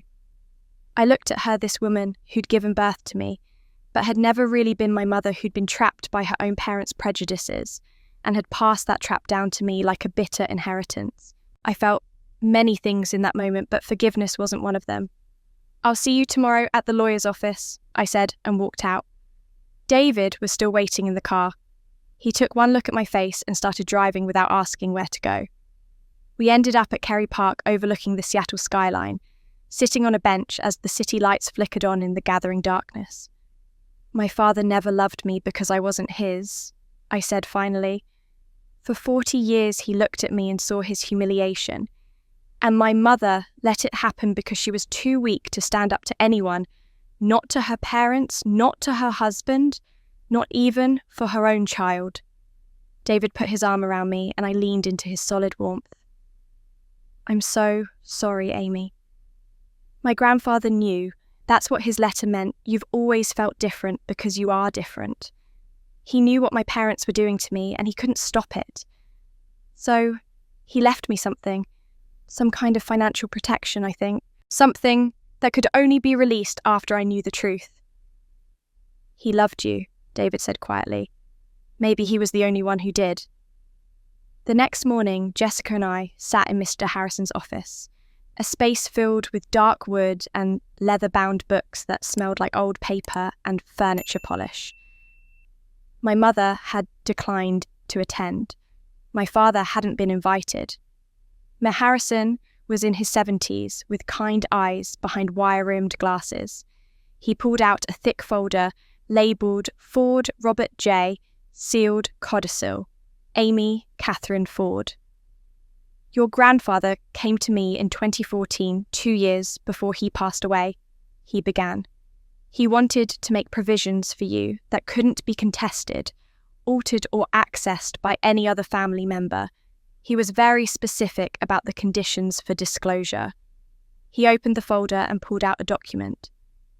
This codicil establishes a trust account in your name funded by your grandfather in 2014 with $200,000. The account has been managed by our firm, invested conservatively. As of yesterday's valuation, it contains $280,412. I felt Jessica's hand grip mine under the table. $280,000. More than 3 times what I'd paid on my parents' mortgage. More than enough to change my life fundamentally. There's a letter attached, Miss Harrison continued, handing me an envelope with my grandfather's familiar handwriting on the front. He wanted you to read this when you learned about the account. My hand shook as I opened it. The letter was dated March 2014, 2 years before he died. My dearest Amy, if you're reading this, you now know the truth about your father, your real father, Michael Chen. I wish I had been brave enough to tell you myself while I was alive. But I was a coward. I couldn't bear to see the pain in your eyes when you learned how badly we all failed you. Your grandmother and I forced your mother into an impossible choice, and you paid the price for our prejudice and our pride. I'm sorry, my darling girl. I'm sorrier than words can express. I couldn't protect you while I was alive, couldn't stand up to your grandmother, couldn't force your mother to be stronger, couldn't make your father see your worth. But I can try to protect you now. This money is for you, not for them. Not to be shared, not to be used to bail anyone else out, not to be guilted away from you. It's for your life, your future, your freedom. Use it to build something beautiful. Use it to escape if you need to. Use it to know that at least one person in this family saw you for who you really were and loved you completely. With all my heart, Grandpa. Tears were streaming down my face before I finished reading. Jessica was crying beside me, and even Mr. Mr. Harrison had to clear his throat several times. "The funds are immediately accessible to you," he said quietly. "Your grandfather also included a provision that if any family member attempts to contest this codicil or claim any portion of these funds, they will be automatically disinherited from any remaining estate assets." I sat there holding my grandfather's letter, feeling his love reach across death to wrap around me like a warm blanket. He'd known. He'd known I would be mistreated. Known I would need this, known that his death would leave me even more vulnerable to the family's cruelty. So he'd done the only thing he could. He'd given me the means to survive them. Not joy at the money, but grief. Overwhelming grief that he'd had to do this, that he'd known his own family would fail me so completely that I'd need a financial escape route. He couldn't protect me while alive, so he'd tried to protect me after death. Jessica's phone buzzed in her purse. She pulled it out, glanced at the screen, and her face went pale. "Amy, you need to see this." She turned her laptop around. On the screen was a press release from the IRS timestamp 20 minutes ago. The headline read, "IRS recommends criminal prosecution in Seattle bank fraud case." The statement detailed that Mark William Ford, 41 of Seattle, Washington, would face criminal charges for bank fraud and identity theft. The U.S. Attorney's Office was moving forward with prosecution. A grand jury would convene within 30 days. If convicted, Mark faced up to 30 years in federal prison. I stared at the screen, my grandfather's letter still clutched in my other hand. $280,000 in one hand, my brother's potential destruction in the other. Everything was accelerating, spiraling, converging towards some point I couldn't yet see clearly. Jessica's voice was small. "What are you going to do?" I didn't have an answer. The answer to Jessica's question came not through any decision I made, but through the inexorable machinery of consequences that I'd set in motion and could no longer control. Over the next 3 months, I watched from a careful distance as Mark's life systematically disassembled itself piece by piece. The first domino fell in early October.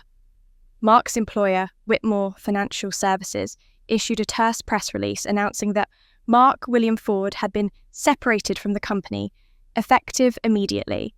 Jessica forwarded me the internal email that had gone out to staff.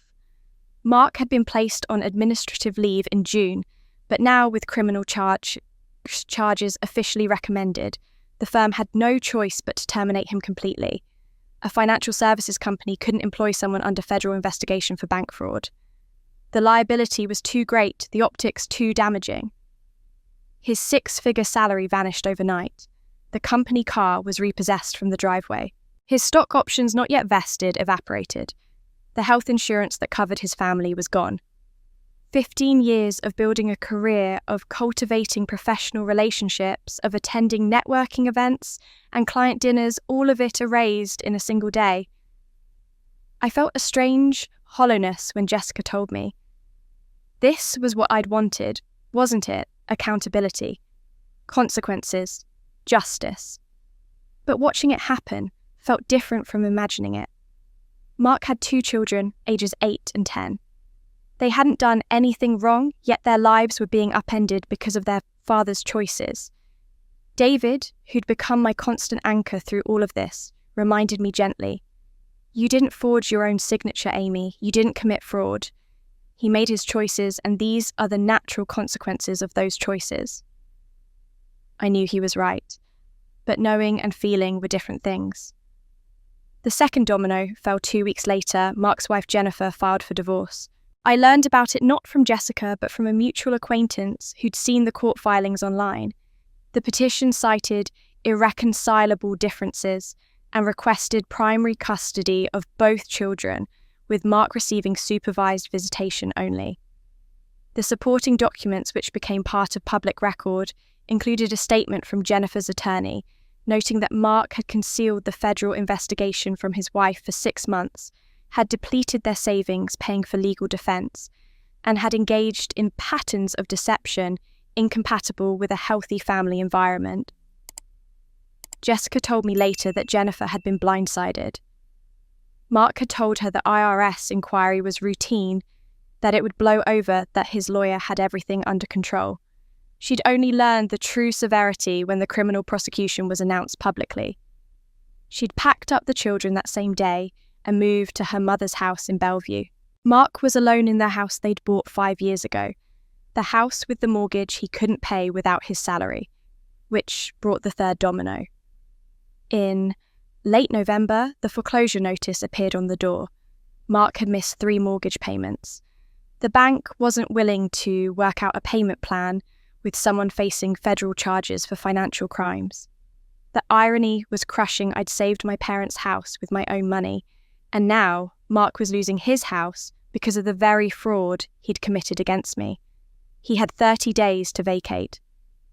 According to Jessica, he spent those 30 days mostly alone, his furniture slowly disappearing as he sold pieces to pay his criminal defense attorney.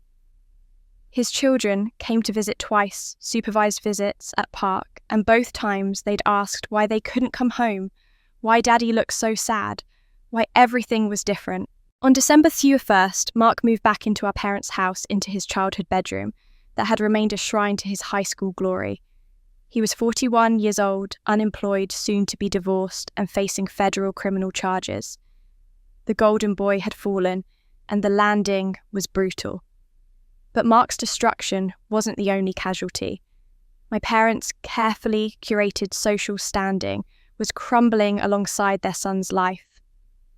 The whispers had started in September when the IRS press release went public. Seattle's professional and social circles are smaller than people think, especially in certain neighborhoods, certain economic brackets. My parents' friends from the country club had seen the news. Their church congregation had read about it online. The neighbors had noticed the federal agents who'd come to interview Mark back in the spring, and now they understood why. The church friends who used to crowd around my mother after Sunday services, complimenting her outfit and inviting her to luncheons, began to thin out. Not all at once, that would have been too obvious, too cruel. But gradually, week by week, the invitations dried up. The phone calls became less frequent. The casual coffee dates were postponed and never rescheduled. My mother's weekly bridge club, which she'd attended religiously for 12 years, became a source of quiet torture. Jessica told me that Mum had come home in tears after the first game following the press release. No one had said anything directly, but the conversation had been strained, the usual warmth replaced by polite distance. By mid-November, my mother had stopped going altogether, claiming she didn't feel well. The country club membership, which my father had held for 25 years, was quietly not renewed when it came up in October. The club manager had called to say that, due to restructuring and membership capacity concerns, they wouldn't be able to offer a renewal this year. My father understood immediately what that meant. They didn't want the scandal of having a member whose son was under federal investigation. It would make the other members uncomfortable. Neighbours who used to wave and chat during evening walks now seemed to be perpetually busy hurrying into their homes, avoiding eye contact. The Hendersons, who'd lived next door for 15 years and had been close family friends, stopped inviting my parents to their annual holiday party. No explanation was given. None was needed. My father retreated into his study, venturing out only for necessities. His business contacts, built over decades, evaporated as former colleagues suddenly became unavailable for lunches and golf games. The network he'd relied on for contracts and referrals went silent. His small consulting practice, which had been winding down as he approached retirement anyway, dried up completely as clients found reasons to take their business elsewhere. Through all of this, I felt like I was watching from behind glass, present, but separate, aware, but not quite connected to the devastation. Jessica kept me updated, her reports growing more strained with each phone call. She was caught in the middle, still living in Seattle, still seeing our parents regularly, still loving them despite everything. She'd sided with me in the fundamental questions of truth and justice, but that didn't mean watching their suffering was easy for her. Mum barely eats anymore, Jessica told me in early December. She just sits in the living room staring at old photo albums. Dad drinks more than he used to, and Mark. She paused. Mark doesn't even come out of his room most days. It's like living in a house full of ghosts. I didn't visit. I couldn't bring myself to walk back into that house to see the wreckage up close, to risk their blame or their pleas for mercy. Instead, I focused on the Scene Foundation, which had grown to serve over 500 people. I focused on David, who'd started talking about the future, about what came after all of this settled. I focused on being someone other than the invisible daughter, the wronged victim, the catalyst for a family's destruction. But the ghosts of what I'd set in motion haunted me anyway.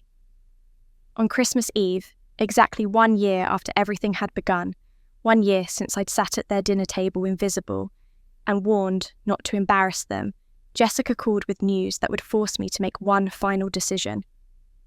Mark's lawyer called, she said, her voice tight. The US Attorney's Office has offered a plea deal. If Mark admits guilt to bank fraud and identity theft, they'll recommend probation instead of prison time. 2 years supervised probation, 500 hours community service, full restitution to you, and a permanent ban from working in financial services. If he takes it, he avoids trial. And if he doesn't take it, then he goes to trial. And if he is convicted, they'll push for the maximum sentence as a deterrent.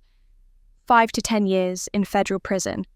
The lawyer says the evidence against him is overwhelming, the forged signature, the forensic analysis, everything.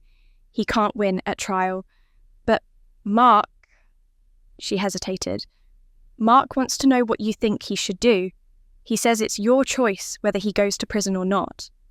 I stood in my apartment, phone pressed to my ear, looking out at the Seattle skyline, glittering with Christmas lights. 1 year ago, I'd driven to that house carrying an envelope with proof of my financial support, ready to finally make them see me. Now, Mark was asking whether I wanted him to spend the next decade of his life in a cage.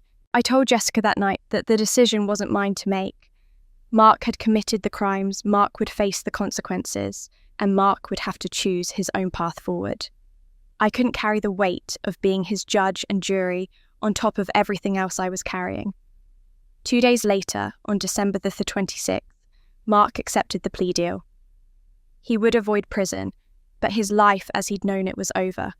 While Mark's world continued its slow-motion collapse, I channeled everything I was feeling, the grief, the anger, the strange guilt, the even stranger vindication, into building something that would outlast all of this pain.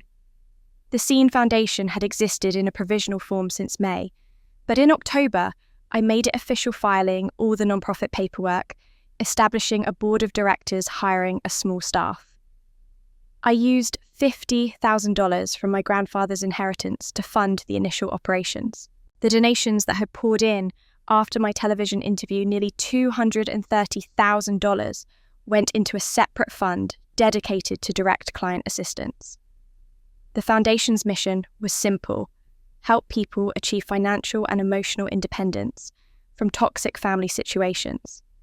We offered free legal consultations for inheritance disputes, referrals to therapists who specialised in family trauma, job training programs for people who'd been financially controlled by relatives, and emergency grants for those fleeing abusive family situations. The need was staggering. By November, we'd received over 800 applications for assistance. Stories that mirrored mine, stories that were worse than mine, stories that made me cry in my office late at night when I was alone. Adult children who'd been forced to work in family businesses without pay for decades. Women whose parents had stolen their identities to open credit cards and take out loans. Men whose families had gaslit them into believing they were incompetent, worthless, expendable. I hired Emma, a social worker in her 50s who'd survived her own family trauma, as our program director. I brought on Michael, a lawyer who specialised in estate law and who volunteered 10 hours a week to review cases. Jessica, who'd been working a corporate job, she hated quit and joined the foundation full-time as our community outreach coordinator. Working together felt like healing something between us, building a new relationship based on shared purpose rather than shared trauma. In January, I was invited to speak at a Women's Empowerment Conference in Portland. 500 people in a hotel ballroom, mostly women over 40, many of them carrying their own invisible wounds from families who hadn't seen them. I stood at the podium, my hands gripping the edges to keep them from shaking, and I told my story. Not for sympathy, not for attention, but to offer what I'd learned. For 40 years, I believed my worth depended on whether my family acknowledged it. I said, my voice carrying through the microphone to the back of the room. I thought if I could just be good enough, successful enough, quiet enough, helpful enough, they would finally see me. But the truth is, your worth doesn't depend on whether someone sees you. It was always there, even when they closed their eyes. The silence that followed was profound. Then slowly people began to stand. First one woman in the third row, then two more behind her, then a whole section, then the entire room. The standing ovation went on for 3 minutes. Women were crying, hugging each other, holding their hands over their hearts. Later in the lobby, dozens of them came up to me with their own stories, their own invisible wounds, their own hard-won freedom. The local news covered the speech. The video went viral online. Within a week, I had 20 more speaking requests. In February, a literary agent named Patricia Simmons reached out about writing a book. She'd been following my story since the original television interview and thought there was a larger audience hungry for narratives about family estrangement and recovery. I hesitated. Did I really want to put all of this into permanent form, to relive it in the detailed way a book would require? But Patricia convinced me with a single observation. Every woman who reaches out to you is asking the same question. How did you find the courage to leave? They need a roadmap. You have one to give them. I wrote the book in 6 weeks, working late into every night after foundation hours, pouring everything onto the page. The good and the bad, the complexity and the clarity, the grief and the liberation. I called it Invisible No More Finding Your Worth When Family Fails You. I dedicated it to my grandfather and to Michael Chen, the father I never knew but who'd given me half my genetic code, and according to Sarah, a capacity for gentleness that had somehow survived 40 years of the Ford family's attempts to crush it. The book was published in April. We'd planned a modest print run of 5,000 copies. It sold out in 3 days. The publisher ordered 20,000 more. By May, it was on the New York Times bestseller list. I did 30 radio interviews, 10 podcasts, and 4 more television appearances. Book clubs across the country were reading it and discussing it, particularly women over 50 who saw their own invisible struggles reflected in my story. I donated 100% of the author proceeds to the Scene Foundation. That came to over $300,000 in the first year alone. We were able to expand to 5 states, hire 10 more staff members, and help nearly 2,000 people. Major magazines wanted to feature me. Time ran a profile titled The Invisible Daughters Speak Up. The Atlantic published my essay on inheritance law reform and family financial abuse. I was invited to speak at the annual conference of the American Psychological Association about the long-term effects of parental rejection. A state legislator from Oregon contacted me about consulting on a bill that would reform inheritance laws to protect vulnerable family members from exploitation. Through all of it, I felt like I was becoming someone new. Not just Amy Ford, the invisible daughter. Not just Amy Ford, the victim, but Amy Ford, the advocate. The voice, the woman who transformed her pain into purpose. David watched this transformation with pride and something that looked like awe. We'd been dancing around defining what we were to each other, but in June he finally just said it. I'm in love with you. Not the you that you were when we dated before, but the you that you've become. And I'd like to be part of whatever comes next. I said yes, not because I needed him to complete me, but because I wanted him as a partner in the life I was building. In July, the Scene Foundation held its first annual gala to celebrate a year of operation and to raise funds for expansion. We rented a ballroom in downtown Seattle, sold 200 tickets at $200 each, and invited local philanthropists and media. The event raised $80,000 in a single night. I gave a short speech thanking everyone for their support, for believing that invisible people deserve to be seen.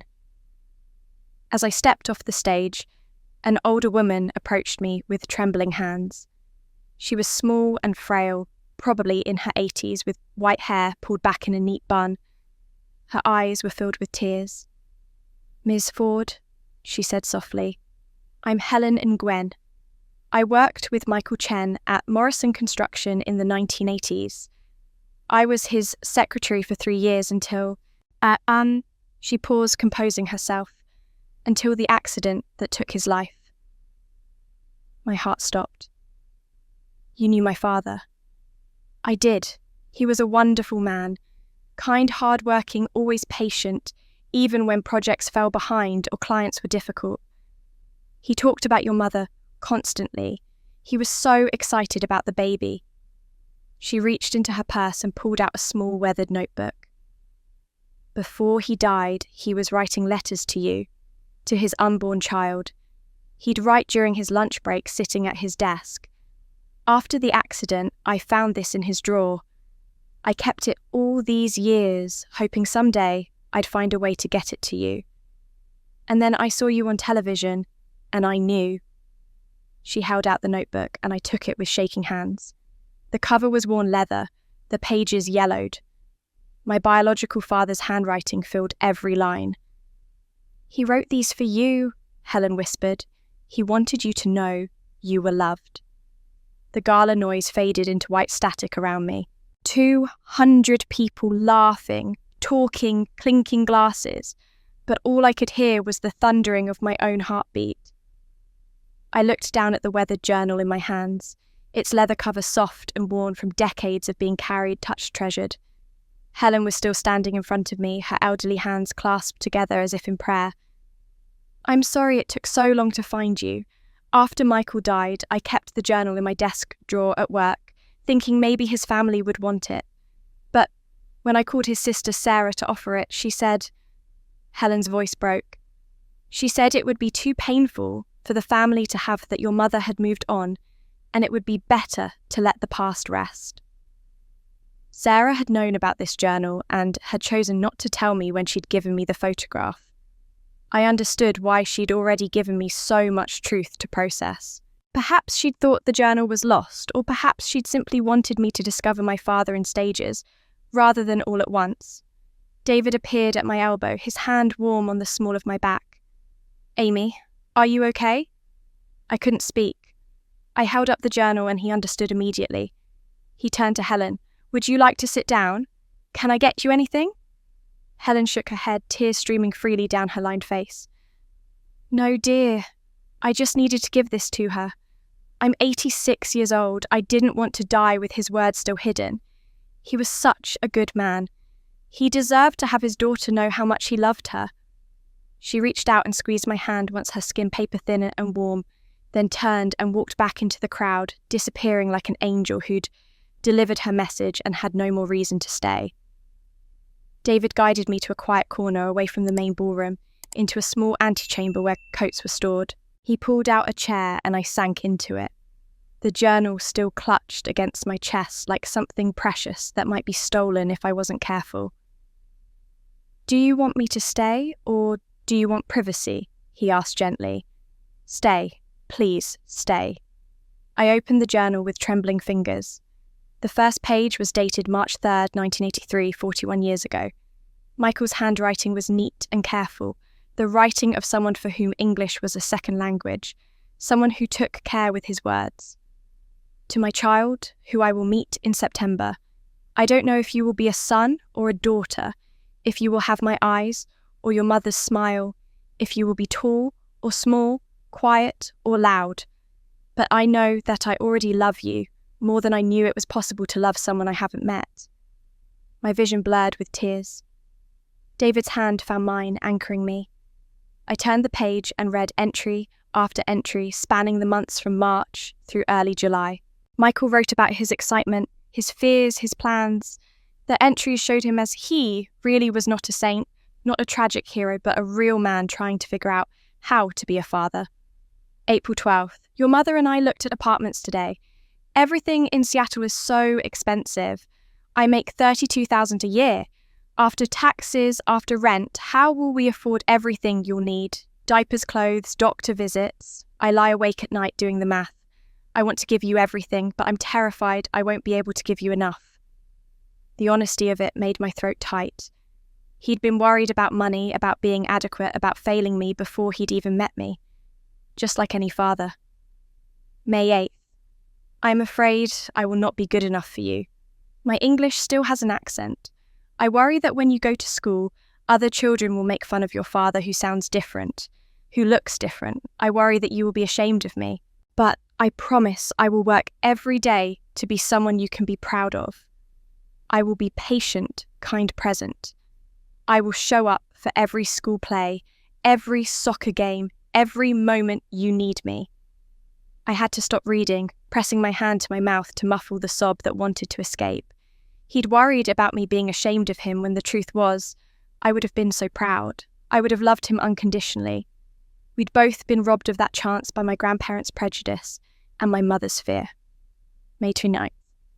Today, I told my supervisor I'm going to be a father. He congratulated me and said I'd be a good dad because I'm steady and reliable. Steady and reliable. Not exciting words, but I'll take them. Better to be steady than brilliant and absent. Better to be reliable than impressive and distant. I want you to know you can count on me. Always. June 15th. Your mother is getting bigger. I can see you moving sometimes, pressing against her stomach from inside. Last night I put my hand there and felt you kick. It was the most amazing thing I've ever experienced. You're real. You're in there, growing, becoming a person. I wonder what you're thinking in there. I wonder if you can hear my voice when I talk to your mother. I hope you can. I want you to know my voice before you even see my face. The entries were so ordinary, so beautifully mundane. They showed a man who wasn't exceptional by the world's standards, but who would have been an exceptional father. Steady, reliable, present, all the things my legal father had never been. June 28th. I had a bad day at work. A beam was installed wrong and I caught the error, but my supervisor acted like I was the one who made the mistake. Sometimes I still feel like an outsider in this country, like no matter how hard I work or how good I am at my job, some people will always see me as other. I don't want you to feel that way. I want you to be proud of who you are, where you come from. You will be half Vietnamese, half Chinese, half white American. You will be all of those things at once, and none of them will define you completely. You will just be you, and that will be enough. If he could see me now, would he recognize the truth of his words? I was all of those things he'd described, and I'd spent 40 years being made to feel like I was none of them. But I'd found my way to being simply myself, and it had turned out to be enough after all. I turned to the final entries dated early July 1983. Michael's writing became more excited, more immediate. July 3rd, only 2 more months until your due date. I've been building a crib in our apartment. It's not fancy, but it's sturdy. I sanded every edge smooth so you can never get a splinter. I painted it white because I don't know yet if you're a boy or a girl and white seems safe. Your mother laughed at me for spending so much time on it, but I wanted to build something for you with my own hands. And July 8th. Today, I picked a name. I've been thinking about it for weeks, reading baby name books at the library, asking your mother what she thinks. If you are a girl, I want to name you Grace. It means unearned favour, undeserved blessing, free gift. That's what you are to me. I didn't earn you. I don't deserve you. You are pure gift, pure love, pure grace. And if you are a boy, I'll let your mother choose because she's already given me so much by carrying you. The journal ended there, July 8th, 1983. 2 days before the crane collapsed at the Morrison construction site on Capitol Hill. 2 days before Michael Chen was killed, instantly crushed beneath 3 tons of steel, never knowing that the woman he loved would be forced to marry another man, never knowing that his daughter would be born and raised by a man who resented her existence. Grace. He would have named me Grace. I closed the journal and held it against my heart, tears streaming down my face. David's arms came around me, and I leaned into him, grieving for a father I'd never known, but who had loved me with every fibre of his being. Mourning for the life we could have had together, the ordinary, beautiful life of a father who worried about money and built cribs and chose names with care, but also grateful. Grateful that he'd written these words, that Helen had preserved them, that I could know with certainty that I had been wanted, cherished, loved before I'd even drawn my first breath. I had become the person Michael Chen had hoped I'd be. Steady, reliable, present for others who needed help. Proud of where I came from, even when that origin was complicated and painful. Someone who kept showing up, who didn't quit when things got hard. I was his daughter, not despite everything I'd been through, but because of it. Because somewhere in my DNA, in my very cells, was the genetic memory of a man who'd built cribs by hand and chosen names that meant grace. The night I read Michael's journal at the gala changed something fundamental in me, but that moment came months after the legal machinery had ground to its conclusion. To understand how I got to that ballroom, holding my father's words, I need to go back to a cold March morning, 8 months earlier, when I walked into the federal courthouse in downtown Seattle and prepared to face my brother one final time. Mark had accepted the plea deal on Christmas Eve, year 2. His lawyer had called it a generous offer from the prosecution, though there was nothing generous about it from Mark's perspective. He would plead guilty to 1 count of bank fraud and 1 count of identity theft. In exchange, the US Attorney's Office would recommend probation instead of prison time. The sentencing hearing was scheduled for March 15th, year 3, giving everyone 3 months to prepare their statements and brace for the end. I'd spent those 3 months in a strange state of suspended anticipation. The Scene Foundation was growing rapidly. We'd helped over 1,000 people by then, and I threw myself into the work with an intensity that David gently suggested might be avoidance. He was right. As long as I was focused on other people's toxic families, I didn't have to think too deeply about what was about to happen to mine. Jessica called me the night before the hearing. "Are you going tomorrow?" "I have to. The prosecutor asked me to give a victim impact statement. Mom and Dad will be there. Mark's kids won't be. Jennifer didn't think it was appropriate, but Jennifer will be there to support them, sitting on the opposite side of the room from us." She paused. "This is really happening. It's really ending." "It ended a long time ago, Jess. This is just the paperwork." But that wasn't quite true. The next morning, as David and I walked up the courthouse steps, my hands were shaking. The William Kenzo Nakamura Federal Courthouse was an imposing building of glass and concrete, all clean lines and institutional authority. We went through security, emptying our pockets, walking through metal detectors, and then made our way to courtroom 7 on the 4th floor. The courtroom was smaller than I'd expected, with blonde wood panelling and dark blue carpet.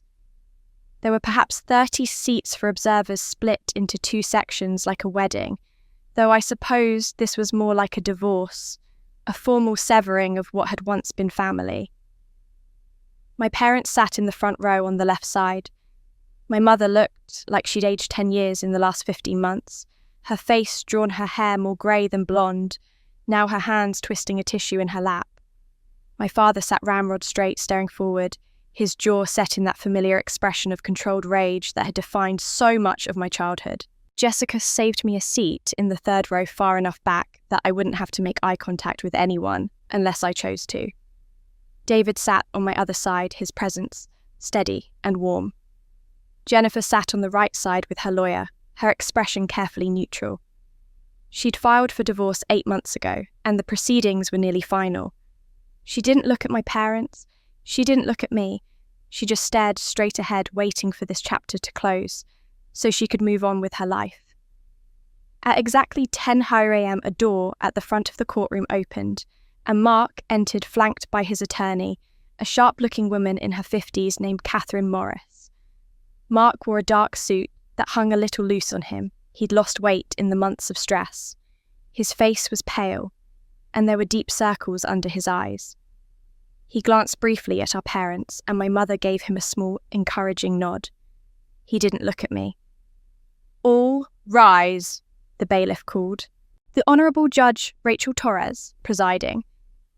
Judge Torres was a woman in her early 60s with silver hair pulled back in a neat bun and intelligent eyes that missed nothing. She took her seat, reviewed the papers in front of her, and then looked up. "We're here today for the sentencing of Mark William Ford, who has entered a guilty plea to one count of bank fraud under 18 U.S.C. Section 1344 and one count of identity theft under 18 U.S.C. Section 1028. Is the government ready to proceed?" Assistant U.S. Attorney Daniel Park stood. He was young, probably in his early 30s, with a precise manner and a calm voice. "Yes, Your Honour. The government has a sentencing recommendation as part of the plea agreement." For the next 20 minutes, Ayusa Park laid out the facts of the case in clinical, unemotional detail. The forged signature on the loan document, the $80,000 obtained through fraud, the forensic analysis showing 98% probability that the signature was not genuine, the impact on the victim, who had subsequently spent thousands on legal fees and suffered emotional distress from the betrayal by a family member. His tone was matter-of-fact, almost boring. No drama, no theatrical flourishes, just a bureaucrat reading facts into the record. Yet each fact felt like a small stone being placed on a scale, the weight of Mark's actions accumulating into something undeniable. When Park finished, Catherine Morris stood to present Mark's case for leniency. She spoke about his previously clean record, his 2 young children, who needed their father, his deep remorse for his actions and the circumstances that had led to his poor judgment, financial pressure, fear of losing his home, desperation. "Your Honour," Morris said, her voice earnest, Mr. Ford made a terrible mistake. He knows that. He's lost his career, his marriage, his reputation and his savings trying to defend against these charges. He's already paid a heavy price. The government's recommendation of probation is appropriate and will allow him to continue being a father to his children while being held accountable for his actions. Judge Torres listened impassively, taking notes. When Morris finished, the judge looked at me. "Ms. Amy Ford, I understand you wish to make a victim impact statement." My heart hammered as I stood. Every eye in the courtroom turned toward me. I walked to the podium with legs that felt disconnected from my body, gripping the edges of the wooden stand to keep my hands steady. I'd written and rewritten my statement a dozen times, trying to strike the right tone. In the end, I'd settled on simplicity and honesty. "Your Honour, my name is Amy Ford, and I'm the victim in this case." My voice came out stronger than I'd expected, clear and steady. "I don't stand here today seeking revenge against my brother. I'm not asking this court to impose the harshest possible sentence. What I'm asking for is accountability." I looked directly at Judge Torres, not at Mark, not at my parents. For most of my life, I was invisible in my family. My contributions were ignored. My achievements dismissed, my identity questioned. When I discovered that my brother had forged my signature to obtain a loan, it wasn't just the money that hurt. It was the confirmation that to him I was so insignificant that I could be used without consequence. I took a breath, steadying myself. I hope this proceeding teaches his children something that my family never taught me, that every person has inherent worth and dignity, that you cannot use people and discard them, that actions have consequences. I hope Mark learns that lesson too. I hope all of us do. I paused, then added quietly, I don't want my brother to go to prison, but I do want him to understand that what he did was wrong, not just legally, but morally. And I want the record to show that the invisible daughter finally had a voice. I returned to my seat in silence. My hands were trembling now, the adrenaline catching up with me. David reached over and took my hand, squeezing gently. Judge Torres made some notes, then looked at Mark. Mr. Ford, do you wish to address the court? Mark stood slowly. For a long moment, he just stood there, his mouth opening and closing, as if he couldn't find the words. Finally, in a voice barely above a whisper, he said, Your Honor, I'm sorry. I'm sorry to Amy, to my family, to this court. I made a terrible mistake and I'll spend the rest of my life trying to make it right. The words sounded hollow, rehearsed. Maybe they were sincere. Maybe they weren't. I'd never know for sure. Judge Torres reviewed her notes for what felt like an eternity. Then she spoke. Mr. Ford, the court accepts your guilty plea. Given your lack of prior criminal history and the recommendation from the US Attorney's Office, the court sentences you to 24 months of supervised probation, 500 hours of community service, and full restitution to the victim. She continued, her voice taking on a sharper edge. You will repay Ms. Amy Ford the full $1,000 fraudulently obtained plus $50,000 in damages for emotional distress and legal fees. You are permanently banned from holding any position involving financial management or fiduciary responsibility for a period of 10 years. You will submit to regular check-ins with a probation officer and remain employed in lawful work.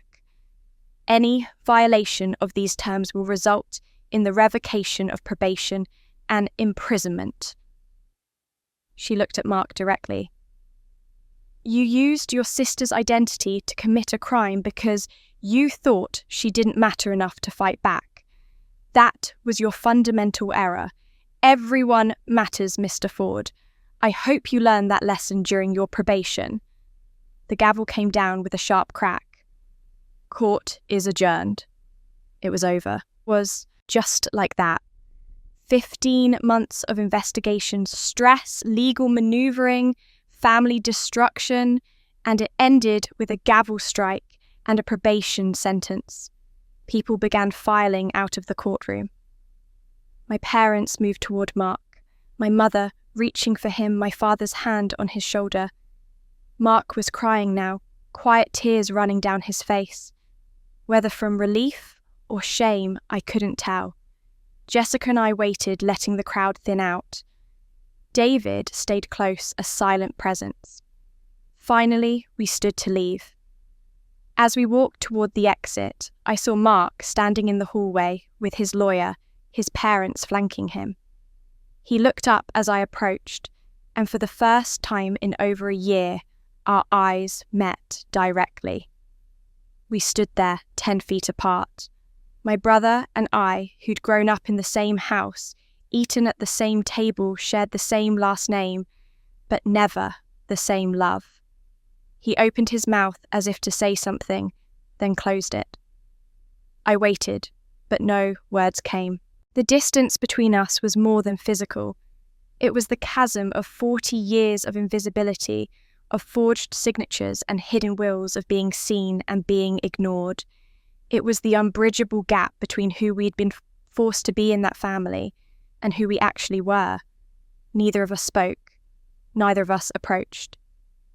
After a long moment, I turned and walked toward the elevator, David and Jessica following. Behind me, I heard my mother's voice, soft and broken. Mark, honey, it's okay. You're going to be okay. But I didn't turn around. The distance between us would remain. Forever, probably. And for the first time in my life, I was at peace with that. The weeks following Mark's sentencing were strange and quiet. I'd expected to feel something dramatic, relief, vindication, closure, but instead I felt a hollow sense of completion, like finishing a difficult book that had demanded too much emotional investment. The legal chapter was closed. Mark had his sentence. I had my restitution order, though. I knew the $130,000 would take him years to pay back if he ever managed it at all. I didn't contact my parents. They didn't contact me. The silence stretched between us like a vast empty plain that no one wanted to cross. But Jessica crossed it daily, caught in the uncomfortable position of loving both sides of a family that had fractured beyond repair. She became my unwilling informant, calling me every week or two with updates I wasn't sure I wanted, but couldn't help listening to. "Mum isn't doing well," Jessica told me in mid-April, her voice tight with worry. "She barely leaves the house anymore. The bridge club called to see if she was coming back, and she told them she wasn't feeling up to it.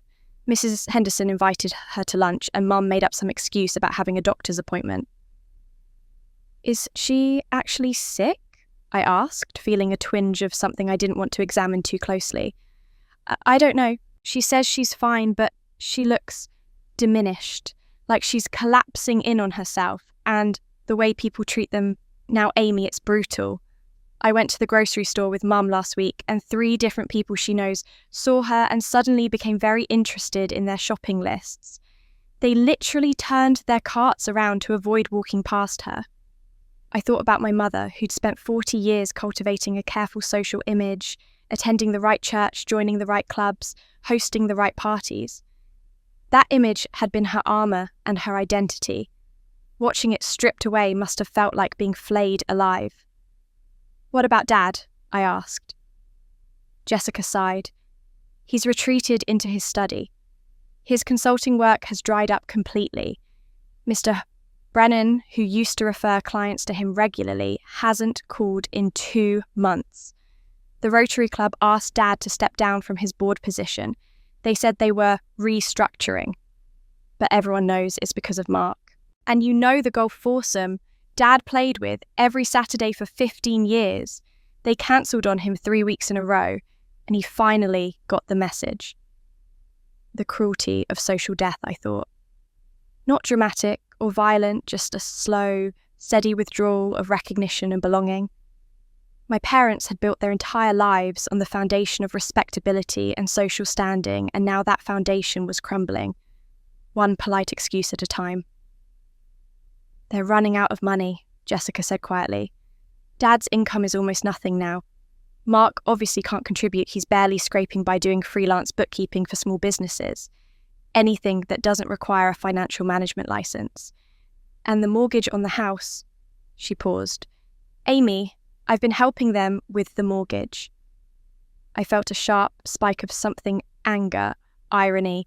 "You're paying for the house I saved 3 years ago." I know it's absurd. But what am I supposed to do? Let them lose it? Let Dad's pride get destroyed even more than it already is? Her voice broke slightly. "I'm caught in the middle of this, Amy.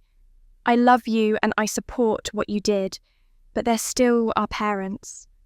They're old and scared and watching their entire world fall apart. They made their choices," I said, but even to my own ears the words sounded hollow. "I'm not responsible for the consequences." "I know you're not. I'm just telling you what's happening, in case you care." Did I care? That was the question that kept me awake some nights. I'd worked so hard to stop caring, to build a life separate from them, to prove that my worth didn't depend on their recognition. But the human heart doesn't obey clean boundaries. Some part of me, stubborn and inconvenient, still registered their pain, even as I maintained my distance. In early May, Jessica called with more concerning news. Mum collapsed at home yesterday. Dad called an ambulance. They kept her overnight at Swedish for observation. My chest tightened. What was it? They're calling it stress-induced hypertension with cardiac complications. Basically, her body is shutting down from the sustained stress. The doctor told her she needs to eliminate sources of anxiety from her life, get more rest, possibly go on medication. Jessica laughed a bitter sound. "How do you eliminate the source of anxiety when it's your entire life falling apart? Is she okay now?" "She's home, weak but stable. The doctor wants her to do cardiac rehab, but she won't go because she's afraid of running into people she knows at the medical centre." Jessica's voice dropped. "Amy, I think you should know she keeps your picture on her nightstand, the one from your college graduation. She looks at it sometimes when she thinks no one's watching." I didn't know what to do with that information. It sat in my chest, like a stone, heavy, immovable, uncomfortable. My mother, who'd hidden my grandfather's letter for 8 years, who'd let my father treat me like a stranger my entire life, who'd chosen protection of the family image over protection of me. She kept my picture by her bed.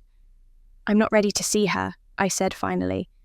"I don't know if I ever will be." "I'm not asking you to, I'm just telling you." I sent flowers to the house anonymously the next day. A simple arrangement of white roses with no card. Jessica called to tell me they'd arrived and that my mother had cried when she saw them, though she didn't know who they were from. I'd wanted to maintain my boundary, but not be deliberately cruel. The flowers felt like the right balance and acknowledgement of her humanity without an invitation to reconnect. 2 weeks later, an envelope arrived at my apartment. My name and address written in my father's distinctive angular handwriting. I stared at it for a full minute before opening it, my heart pounding with something between dread and curiosity.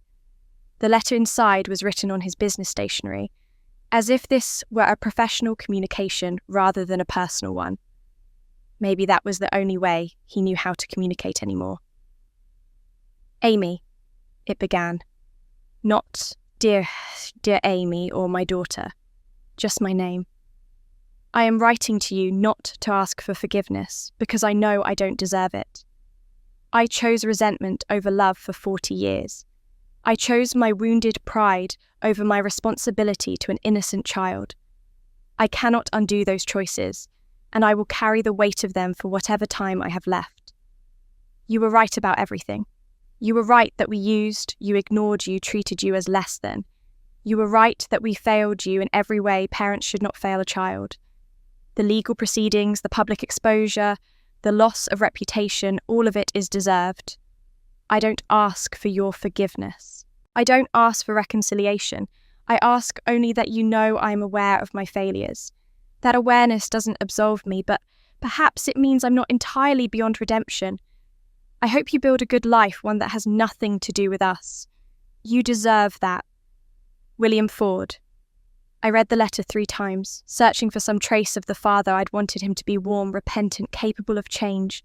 But even this acknowledgement was cold and formal, a business memo from a CEO announcing organisational failures. He couldn't even bring himself to call himself my father, or to say he loved me. I folded the letter and put it in a drawer. I didn't respond. What would I say? "Thank you for acknowledging you destroyed my childhood. I appreciate your distant, clinical recognition of your failures." No words felt adequate or necessary. David found me that evening sitting on my couch staring at nothing. "What's wrong?" I showed him the letter. He read it silently, his jaw tightening.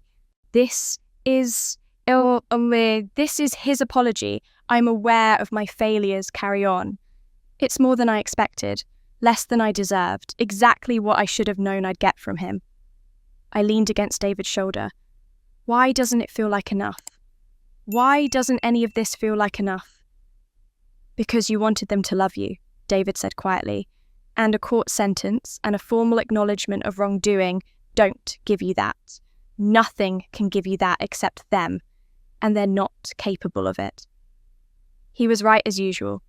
I'd won every objective victory: legal, vindication, financial restitution, public validation. But I still couldn't win the one thing I'd wanted most: to be loved by my parents, simply for existing. 2 days later, an official-looking envelope arrived in my mailbox, this time from Pierce County Superior Court. I opened it with a sense of inevitability, already knowing what it would say before I read the words. Notice of foreclosure sale. The property, located at 4782 Elmwood Drive, Seattle, WA, is scheduled for public auction on June 15th, Year 3 at 10 a.m. to satisfy unpaid debt obligations. The house.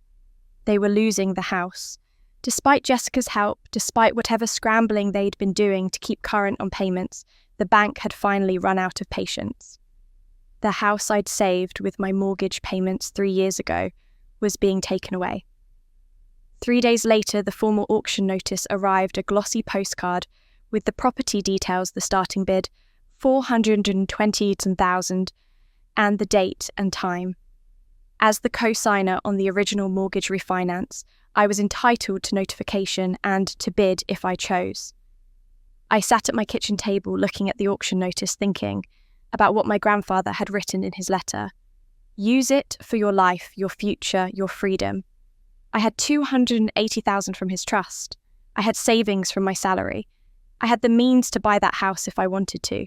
The question was, did I want to? I talked to David about it that night, the auction notice sitting between us on the coffee table like a chess piece waiting to be moved.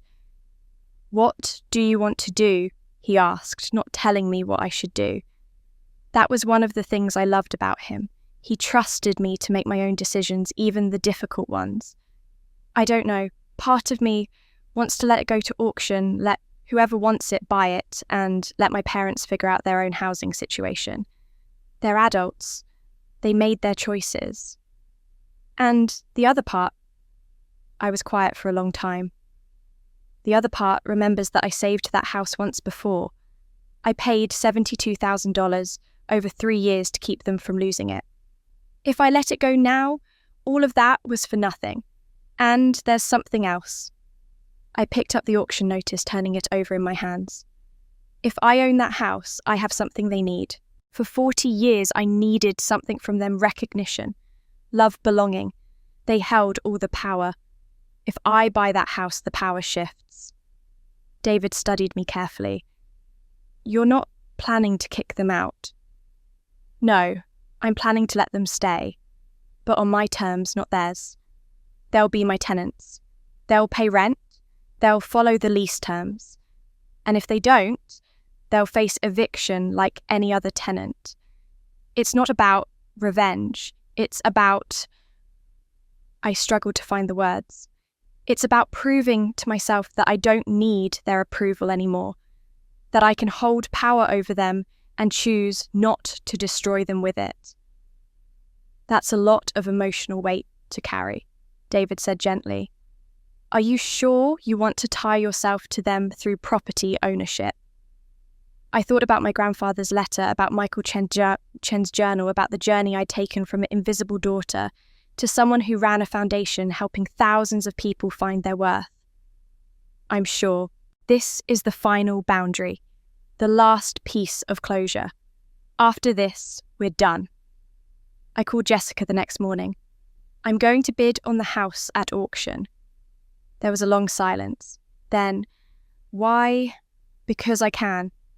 Because it means they're not homeless. And because it means they finally permanently understand that I don't need them. They need me. Amy, that's going to humiliate them. They humiliated me for 40 years. I'm not doing this to hurt them, Jess. I'm doing this to draw a clear line. They can stay in the house. They'll pay fair market rent. We'll have a formal lease agreement. If they don't like those terms, they're free to find somewhere else to live. I paused. I need you to understand this isn't cruelty. This is me proving I've moved on, that I can hold the power and choose to be fair with it. Jessica was quiet for a moment. Okay, I understand. And Amy, I think Grandpa would be proud of you. The auction was held on June 15th at 10:00 a.m. in a sterile conference room at the Pierce County Administration Building. There were 7 other bidders, mostly investors looking for property in a good neighborhood to flip or rent out. I sat in the back row with David beside me, my hands folded calmly in my lap, my cashier's check for $150,000 in my purse as proof of funds. The auctioneer was a brisk woman in her 50s who ran through the property details efficiently. 4782 Elmwood Drive, Seattle. 4-bedroom, 3-bath, 2 400 square feet, quarter-acre lot. Property is being sold as is. Current occupants have 30 days to vacate unless other arrangements are made with the new owner. Starting bid is $14,000. Do I hear $40,000? 3 paddles went up. The bidding moved quickly, climbing in increments of 5,000, 40,000, 40,000, 40,000. 2 bidders dropped out. At 40,000, another paddle went down. At 40,000, I raised my paddle for the first time. The auctioneer's eyes flicked to me, registered my number. $460, 1,000 to bidder 23. Do I hear for $5,000? One of the remaining investors countered. We went back and forth, $470,000, $475,000, $480,000. At $490,000, the last investor shook his head and lowered his paddle. The numbers didn't make sense for a rental investment at that price point. The auctioneer looked around the room. I have $490,000 from bidder 23. Going once, going twice. Her gavel came down with a sharp crack.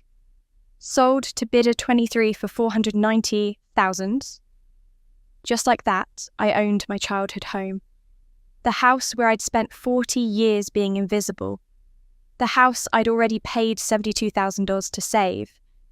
The house that my parents had lived in for 35 years, thinking it was theirs. The closing process took 2 weeks.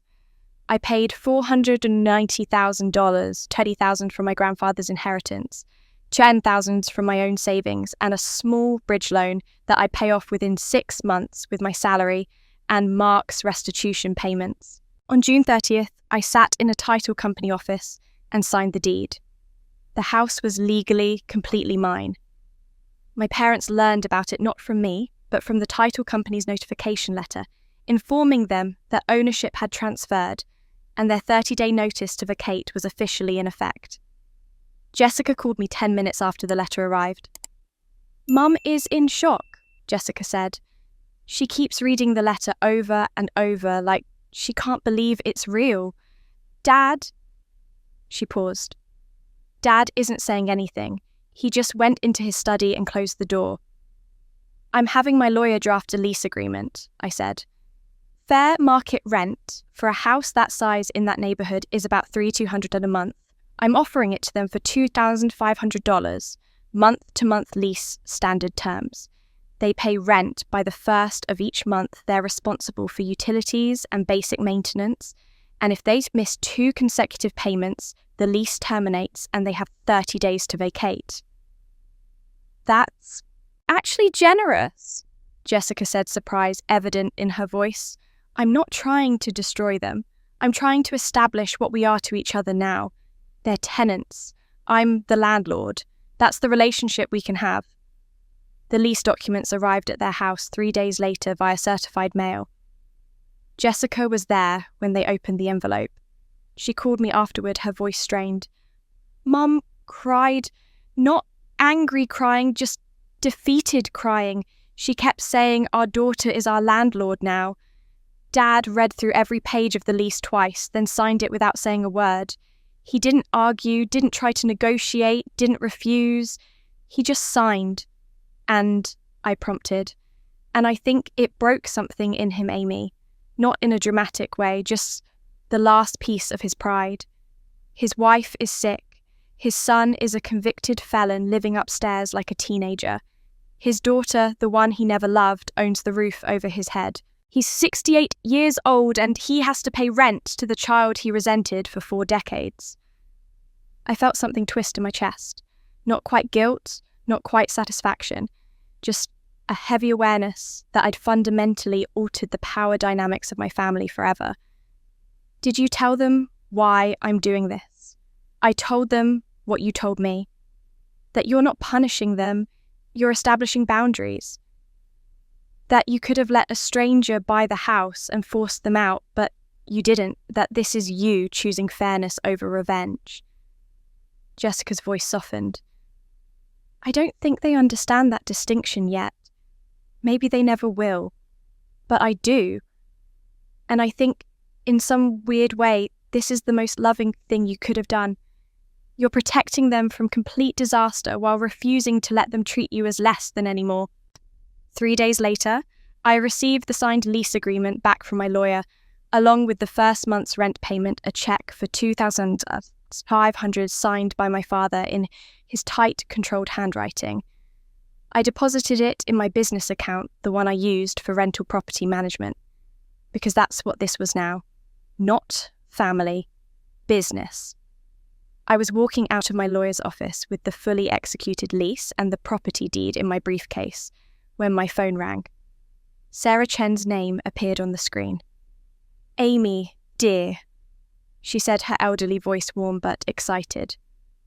I've been going through more of Michael's things boxes I'd had in storage for decades. I found something I think you need to see. He had started a scholarship fund before he died. There are documents, bank statements, letters of intent.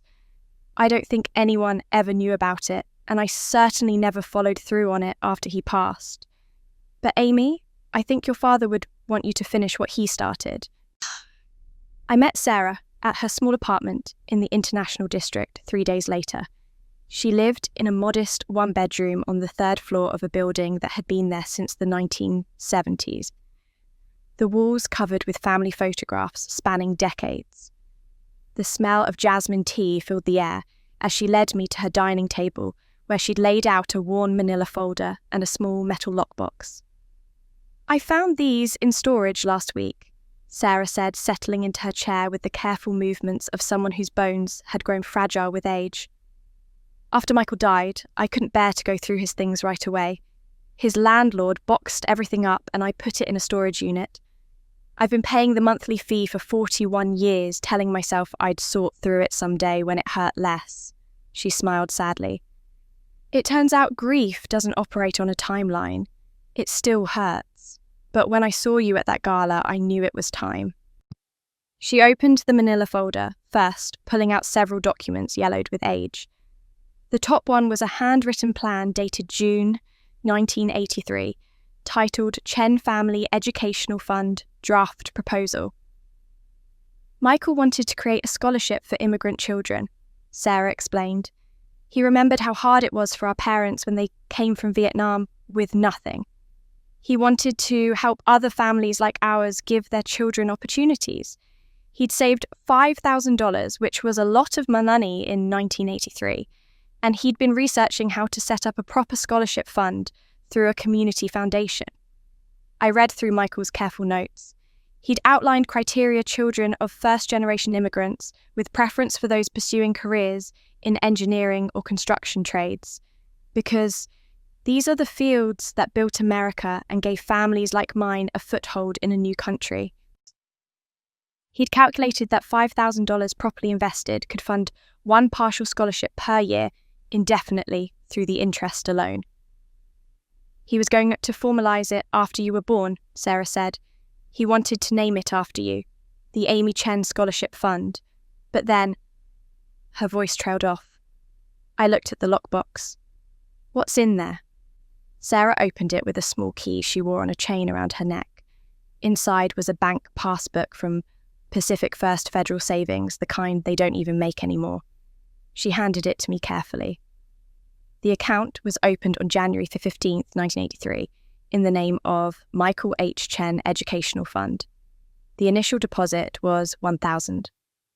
Over the following months, there were regular deposits, $200 here, $300 there, sometimes as little as $50. By July 1983, 2 weeks before his death, the balance had reached $5,247. The bank closed 30 years ago, Sarah said. I tried to track down what happened to the money, but the account was abandoned, and eventually the funds were transferred to the state's unclaimed property division. I looked it up online. It's still there, listed under Michael's name. With interest, it's probably worth about $8,000 now. It's yours if you want to claim it. I sat there holding this piece of my father's dream, this evidence that he'd been planning not just for me, but for a community, for a future that extended beyond his own life. He'd been putting aside money he probably couldn't spare dollar by dollar to help children he'd never meet. I want to finish what he started, I said quietly, but not with just $8,000. I want to do it right. I used $50,000 from my grandfather's inheritance to establish the Michael Chen Memorial Scholarship Fund through the Seattle Foundation. The fund would provide full scholarships for first-generation Asian American students pursuing degrees in engineering or construction management. The first scholarship would be awarded in September, just in time for the fall semester. We announced the scholarship in mid-August with a press release that told Michael's story not as tragedy, but as legacy. The response was overwhelming. We received 47 applications in 2 weeks.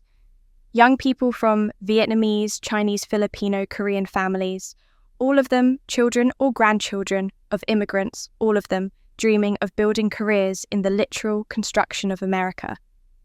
The selection committee, which included Sarah David and 2 professors from the University of Washington's Engineering School, chose Mai Nguyen. She was 19, the daughter of a construction worker who'd emigrated from Vietnam in 1995. She wanted to be a civil engineer specializing in sustainable infrastructure. Her essay had begun with a sentence that made me cry. My father builds things with his hands. I want to build things with my mind. Together, we can build a better future. The scholarship ceremony was held on September the 10th at the University of Washington. We gathered in a small conference room in the engineering building. Mai and her parents, Sarah Jessica David, and about 20 other supporters of the Scene Foundation. Mai's father stood in the back in his work clothes, having come straight from a job site, his hands still showing traces of concrete dust he hadn't quite been able to wash off. When I presented Mai with the scholarship certificate, $25,000 per year for 4 years, her mother wept openly. Mai held the certificate like it was made of gold, her hands shaking. I never knew your father, Mai said to me afterward, her voice soft but clear. But I know what it means for someone to believe in you before you've proven anything. My father works 12-hour days so I can have opportunities he never had. Your father was doing the same thing, working, saving, planning for a child he'd never even met. That's real love. And now you're carrying that love forward to people like me. Thank you. I looked at this young woman, bright, determined, carrying her parents' dreams, and now my father's legacy, and I saw what Michael Chen might have become if he'd lived. I saw the steady, reliable, present father he'd promised to be in his journal. I saw the man who worried about money, but gave it anyway, because he believed in building futures.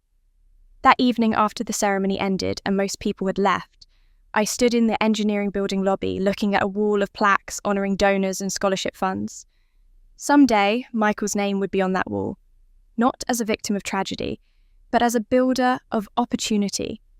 David came to stand beside me, his presence as steady and reliable as it had been through all of this. You have done something beautiful, he said. Your grandfather gave you money to build your freedom. You used it to build other people's freedom too, and you've connected it all to Michael, to the father who never got to know you but loved you anyway. I thought about the journey I'd taken from invisible daughter to woman who owned her childhood home, who ran a foundation, helping thousands who'd transformed her pain into purpose and her father's unfinished dreams into concrete reality. My worth had never been determined by the family who'd rejected me. It had always been there, written into my DNA, by a man who built cribs by hand and saved dollars for children he'd never meet. I think I finally understand what my grandfather meant, I said quietly, about difference coming from love. I came from love. Michael's love, yes, but also my grandfather's love, Jessica's love, your love, the love of everyone who saw me when my family didn't. That's what made me strong enough to do all of this. David reached into his jacket pocket and pulled out a small velvet box. My breath caught. I've waited 12 years to ask you this properly, he said, opening the box to reveal a simple platinum band with a single diamond. But I needed you to know your own worth first. Not because I told you, not because anyone else told you, but because you discovered it yourself. Amy Ford, will you marry me? I looked at David standing there with the ring box open, his eyes full of love and patience and 12 years of waiting. Everything in me wanted to say yes immediately. But I'd learned over the past 2 years that the most important decisions deserve to be made with intention, not impulse. Ask me again in 6 months, I said softly. His face flickered with surprise, then understanding. Not no, just not yet. I love you, I want to marry you, but I need to finish this chapter on my own first. I have the book tour starting in 2 weeks, 20 cities over 3 months. The foundation is expanding to 5 new states. I'm still figuring out who Amy Ford is when she's not defined by her family or by who's standing beside her. I reached out and touched his hand. I spent 40 years making myself small for people who didn't see me. I don't want to make myself small for you even accidentally. I need to know I can stand alone before I choose to stand with you. David closed the ring box and slipped it back into his pocket, but he was smiling. 6 months. I can wait 6 months. I've already waited 12 years. What's half a year more? He pulled me into a hug and I felt the rightness of it, the certainty beneath my request for time. Go, be completely yourself, Amy. I'll be here when you get back. The book tour started on September 25th in Portland and wound through 20 cities across the country. Seattle, San Francisco, Denver, Chicago, Boston, New York, Atlanta, Phoenix. Night after night, I stood in bookstores and community centres and university lecture halls telling my story to rooms full of strangers who somehow weren't strangers at all. In Minneapolis, a woman in her 60s approached me after the reading. I'm the invisible daughter too. For 50 years, I thought something was wrong with me. Your book made me realise it was never me. It was them. In Philadelphia, a young man, one of the few men who came to these events, waited until everyone else had left. I'm the invisible son. My sister was the golden child. Thank you for writing this. Thank you for making me feel less alone. In Austin, a woman brought her teenage daughter. I'm buying her this book so she'll know that if her family ever makes her feel invisible, she has the right to walk away.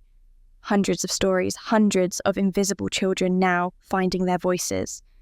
The foundation received over 1,000 new applications for assistance during those 3 months. We opened offices in Oregon, California, Arizona, Illinois, and Massachusetts, hiring local coordinators who understood the specific challenges of their communities. Jessica flew out to join me for the Chicago event in November. We had dinner afterward at a small Italian restaurant, just the 2 of us, and she said something I'd been waiting years to hear. I'm sorry I didn't speak up sooner.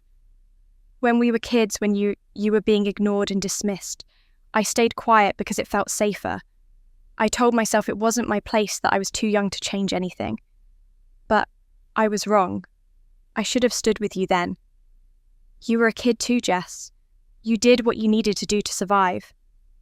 Maybe. But I'm not a kid anymore, and I want you to know I see you now. I've always seen you, but now I'm saying it out loud. You're remarkable, Amy. Not in spite of what happened to you, but because of how you transformed it. We created new traditions that fall. Weekly phone calls that had nothing to do with family drama. Sharing pictures of our work, our lives, our small joys. Planning a future where we were sisters, not because we had to be, but because we chose to be. My parents remained at a permanent distance. They paid rent on time every month, $2,500, arriving like clockwork on the 1st of each month. My father's checks were always perfectly filled out, no notes in the memo line, just payment for services rendered. Jessica told me they'd attended one of my foundation events in Seattle, sitting in the back row, leaving before I could see them. My mother had cried during my speech. My father had sat stone-faced, showing nothing. They sent cards on my birthday in October. Generic cards from a drugstore signed Mother and Father in my father's handwriting, no personal message. I sent cards on their birthdays too. The same level of distance, the same careful politeness. We'd reached an equilibrium of mutual avoidance that felt more honest than the pretense of family we'd maintained for decades. Mark moved to Spokane in October, taking a job as a bookkeeper for a small non-profit that didn't require financial management credentials. He was dating someone, according to Jessica, starting over in a city where no one knew his story. We hadn't spoken since the courthouse in March. I didn't expect we ever would again. Some distances I'd learned were permanent, and that was okay. On Thanksgiving, the 1st. Thanksgiving I'd ever spent without my parents in 41 years, I hosted dinner at the foundation office. 30 women who'd been helped by our programs, women who'd escaped toxic families or were in the process of building new lives separate from the people who'd failed them. We crowded around tables, pushed together, sharing food and stories and laughter that had nothing to do with obligation and everything to do with choice. As I looked around the room at these faces, some young, some old, all of them carrying scars and strength in equal measure, I felt a profound sense of home that I'd never felt at my parents' table. My phone buzzed in my pocket. A text from David, who I'd invited, but who'd declined, saying this dinner should be mine alone. The text said, "Thinking of you today. Proud of you. Still have the ring whenever you're ready." I looked at those words, at the room full of chosen family, at the life I'd built from the ruins of the one I'd been born into. I thought about spring, about new beginnings, about being ready to share this life I'd claimed as mine. I typed back, "Yes, I'll marry you, but let's wait until spring." I woke up on Christmas morning in my own apartment's sunlight streaming through the windows, David asleep beside me.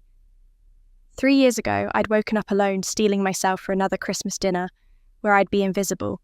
Now I was waking up to plan a celebration where being seen was the entire point. The Scene Foundation office had been transformed the night before. Jessica and David had helped me hang lights, arrange tables. In a large circle, set out name cards for each guest.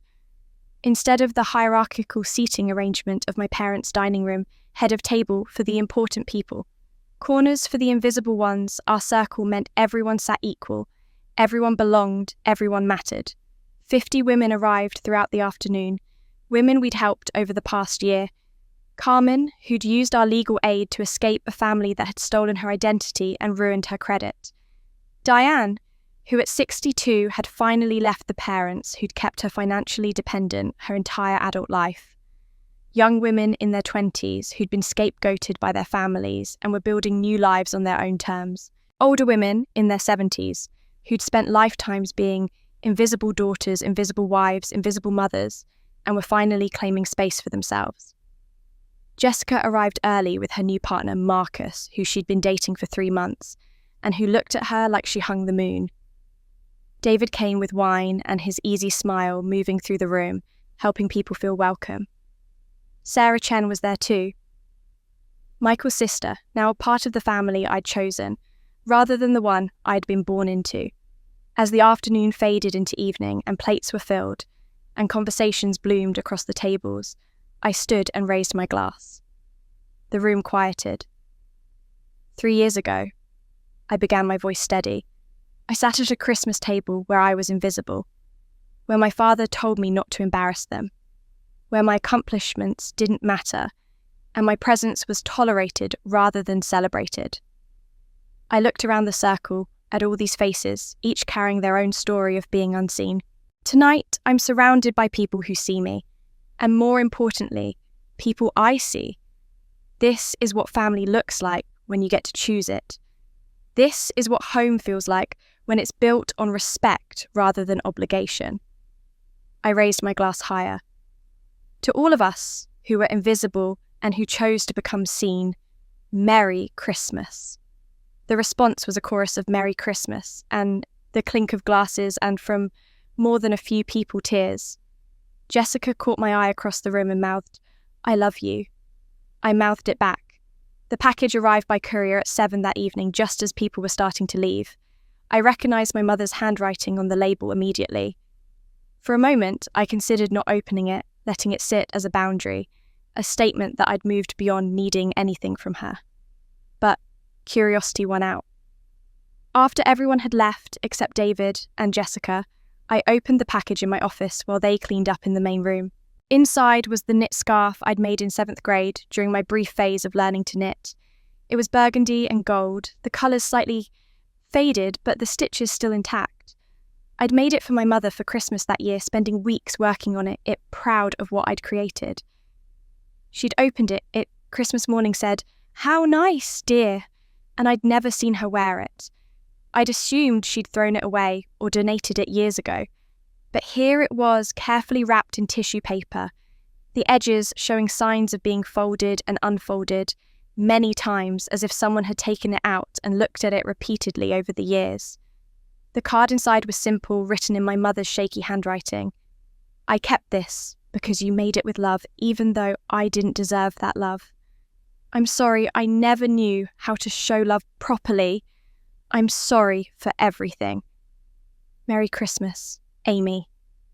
I sat there holding the scarf, running my fingers over the uneven stitches of my 12-year-old self's handiwork. This wasn't reconciliation. This wasn't an invitation to relationship. This was simply an acknowledgement decades too late that she'd failed me and knew it. I didn't cry. I didn't feel anger. I just felt a quiet acceptance that this was what closure looked like, with my mother, a scarf returned, an apology offered, and a distance that would remain permanent. I placed the scarf carefully in my desk drawer next to my grandfather's letter and Michael Chen's journal. These were my artifacts, the physical evidence of being loved by some and failed by others. I didn't need to display them or throw them away. They could just exist, acknowledged but not defining. I didn't write back to my mother that night. Maybe I would eventually, maybe I wouldn't. The urgency to respond to fix, to make things right, that had finally faded. I'd learned that some damage couldn't be repaired, and that was okay. I could hold compassion for her failures without needing to absolve them. David appeared in the doorway as I was closing the drawer. You okay? Yeah, I really am. I stood and took his hand. Let's go home. As we were gathering our coats, David pulled me aside, his expression shifting to something between excitement and nervousness. There's one more thing.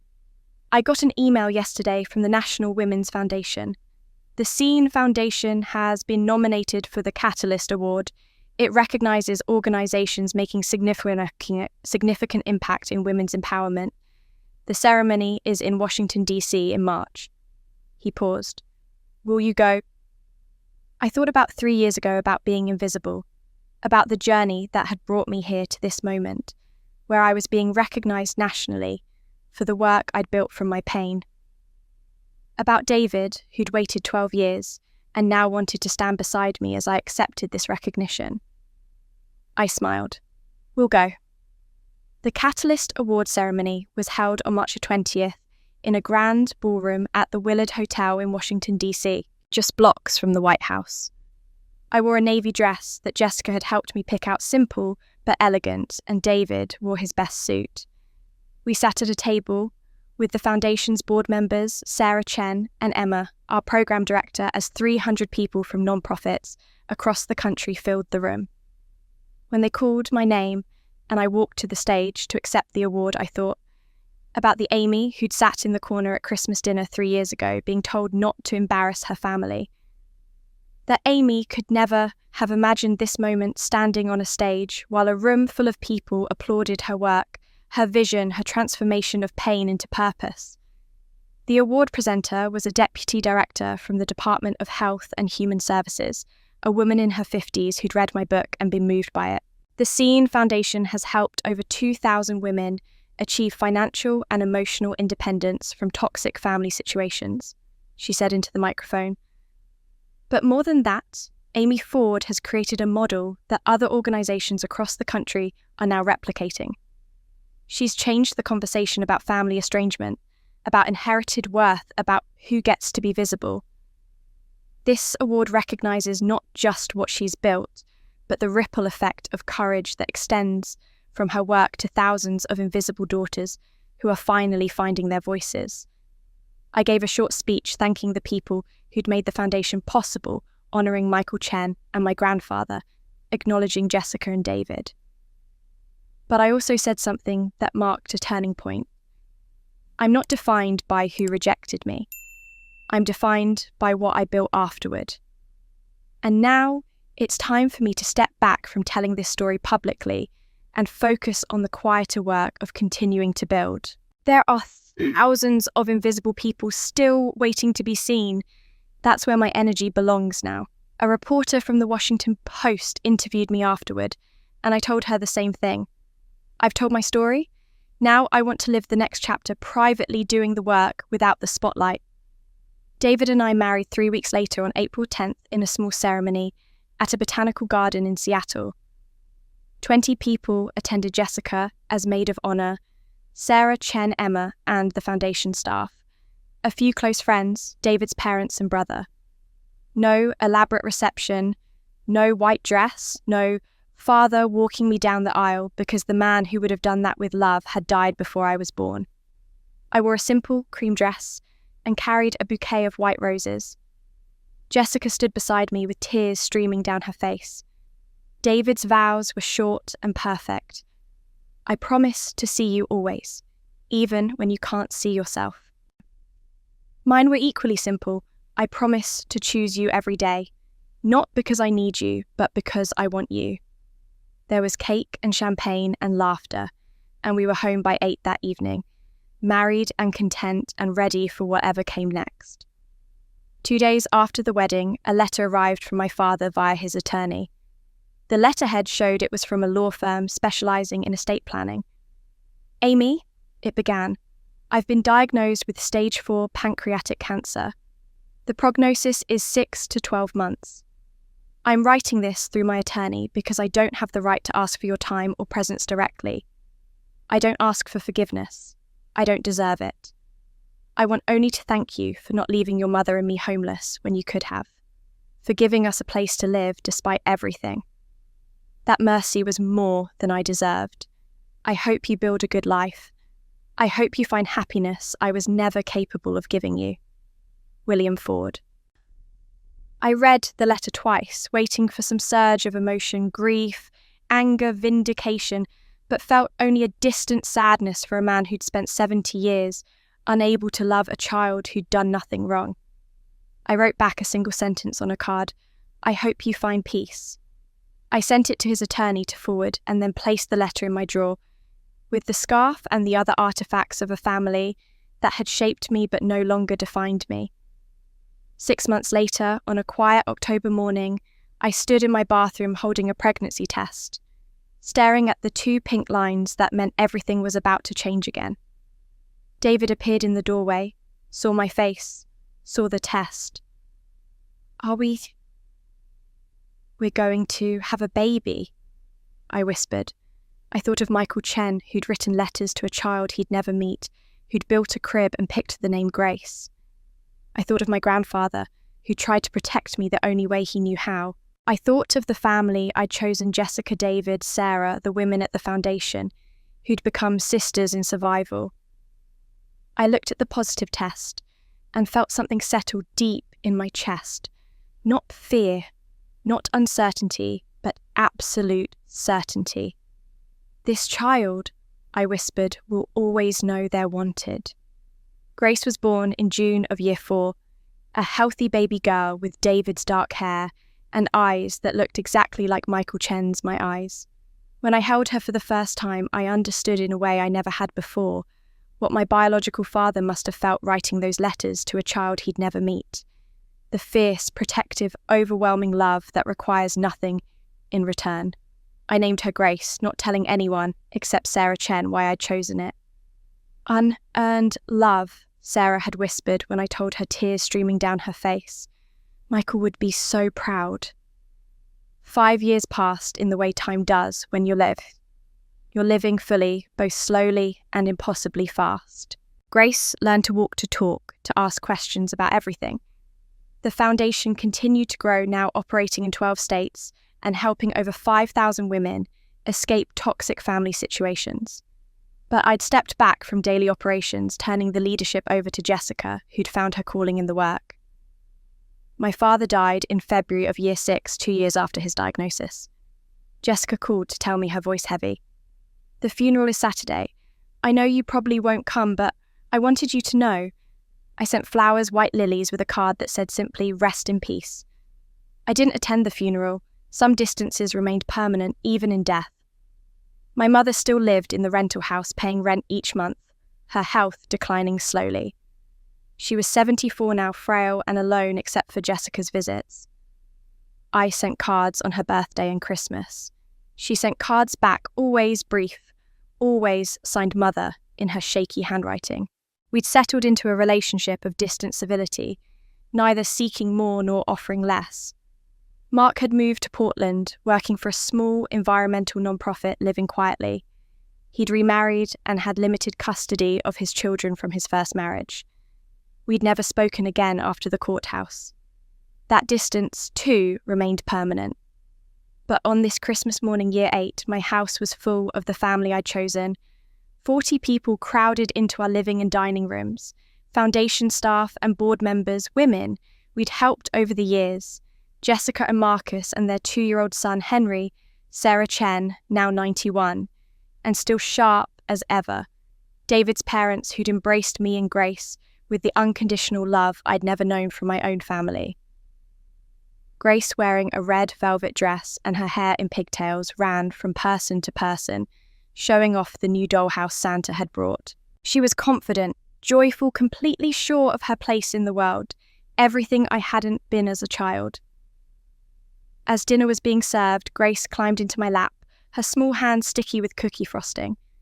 She looked at the photos on the mantel, our wedding picture. Grace's baby photo, a picture of David's whole extended family from last summer. "Mummy," she asked with the innocent curiosity of a 4-year-old, "why isn't Grandma in our Christmas picture?" I felt David's hand find mine under the table, a quiet gesture of support. I looked at my daughter's open, trusting face and chose my words carefully. Grace Sweetheart family isn't just about who you're related to by blood. Family is people who see you, who love you, and who help you be yourself. I gestured around the room. Everyone here is family because we chose each other. We show up for each other. We celebrate each other. That's what makes us family. Grace nodded solemnly, processing this. Then she looked around the room, counting quietly to herself. "So, I have 40 family members," I laughed, pulling her close. "Yes, baby, you have 40 family members, and every single one of them will always see you." She seemed satisfied with this answer and wiggled down to run back to her friends. I watched her go, this child who would never spend a single moment wondering if she was wanted, if she mattered, if she belonged. After dinner, as snow began to fall outside and guests started to leave, Grace came back to find me. She wrapped her arms around my legs and looked up at me with those eyes, Michael Chen's eyes, my eyes, and said the words that made everything I'd been through worth it. "Mama, I see you." I knelt down and pulled her close. Tears streaming down my face, but this time they were tears of joy, of completion, of having finally, after 47 years, found my way home. "And I see you too, baby," I whispered into her hair. "I see you too." Later that night, after Grace was asleep and David and I were cleaning up the last of the dishes, I looked at our home, not the house I'd grown up in, not the house I now owned as a landlord, but this home David and I had built together. On the mantel sat a photo of me holding newborn Grace, and beside it, Michael Chen's journal preserved in a glass case. For the first time in my life, I was home. Truly, completely home. Not because anyone had given me permission to be there, not because I'd earned it through sacrifice or silence, but because I'd built it myself with love and intention and the help of people who chose to see me. Outside, snow continued to fall, covering Seattle in white. Inside, I was warm, I was seen, I was loved, and I was finally irrevocably free. Thank you for staying with Amy's journey from the invisible daughter to a woman who finally found her home.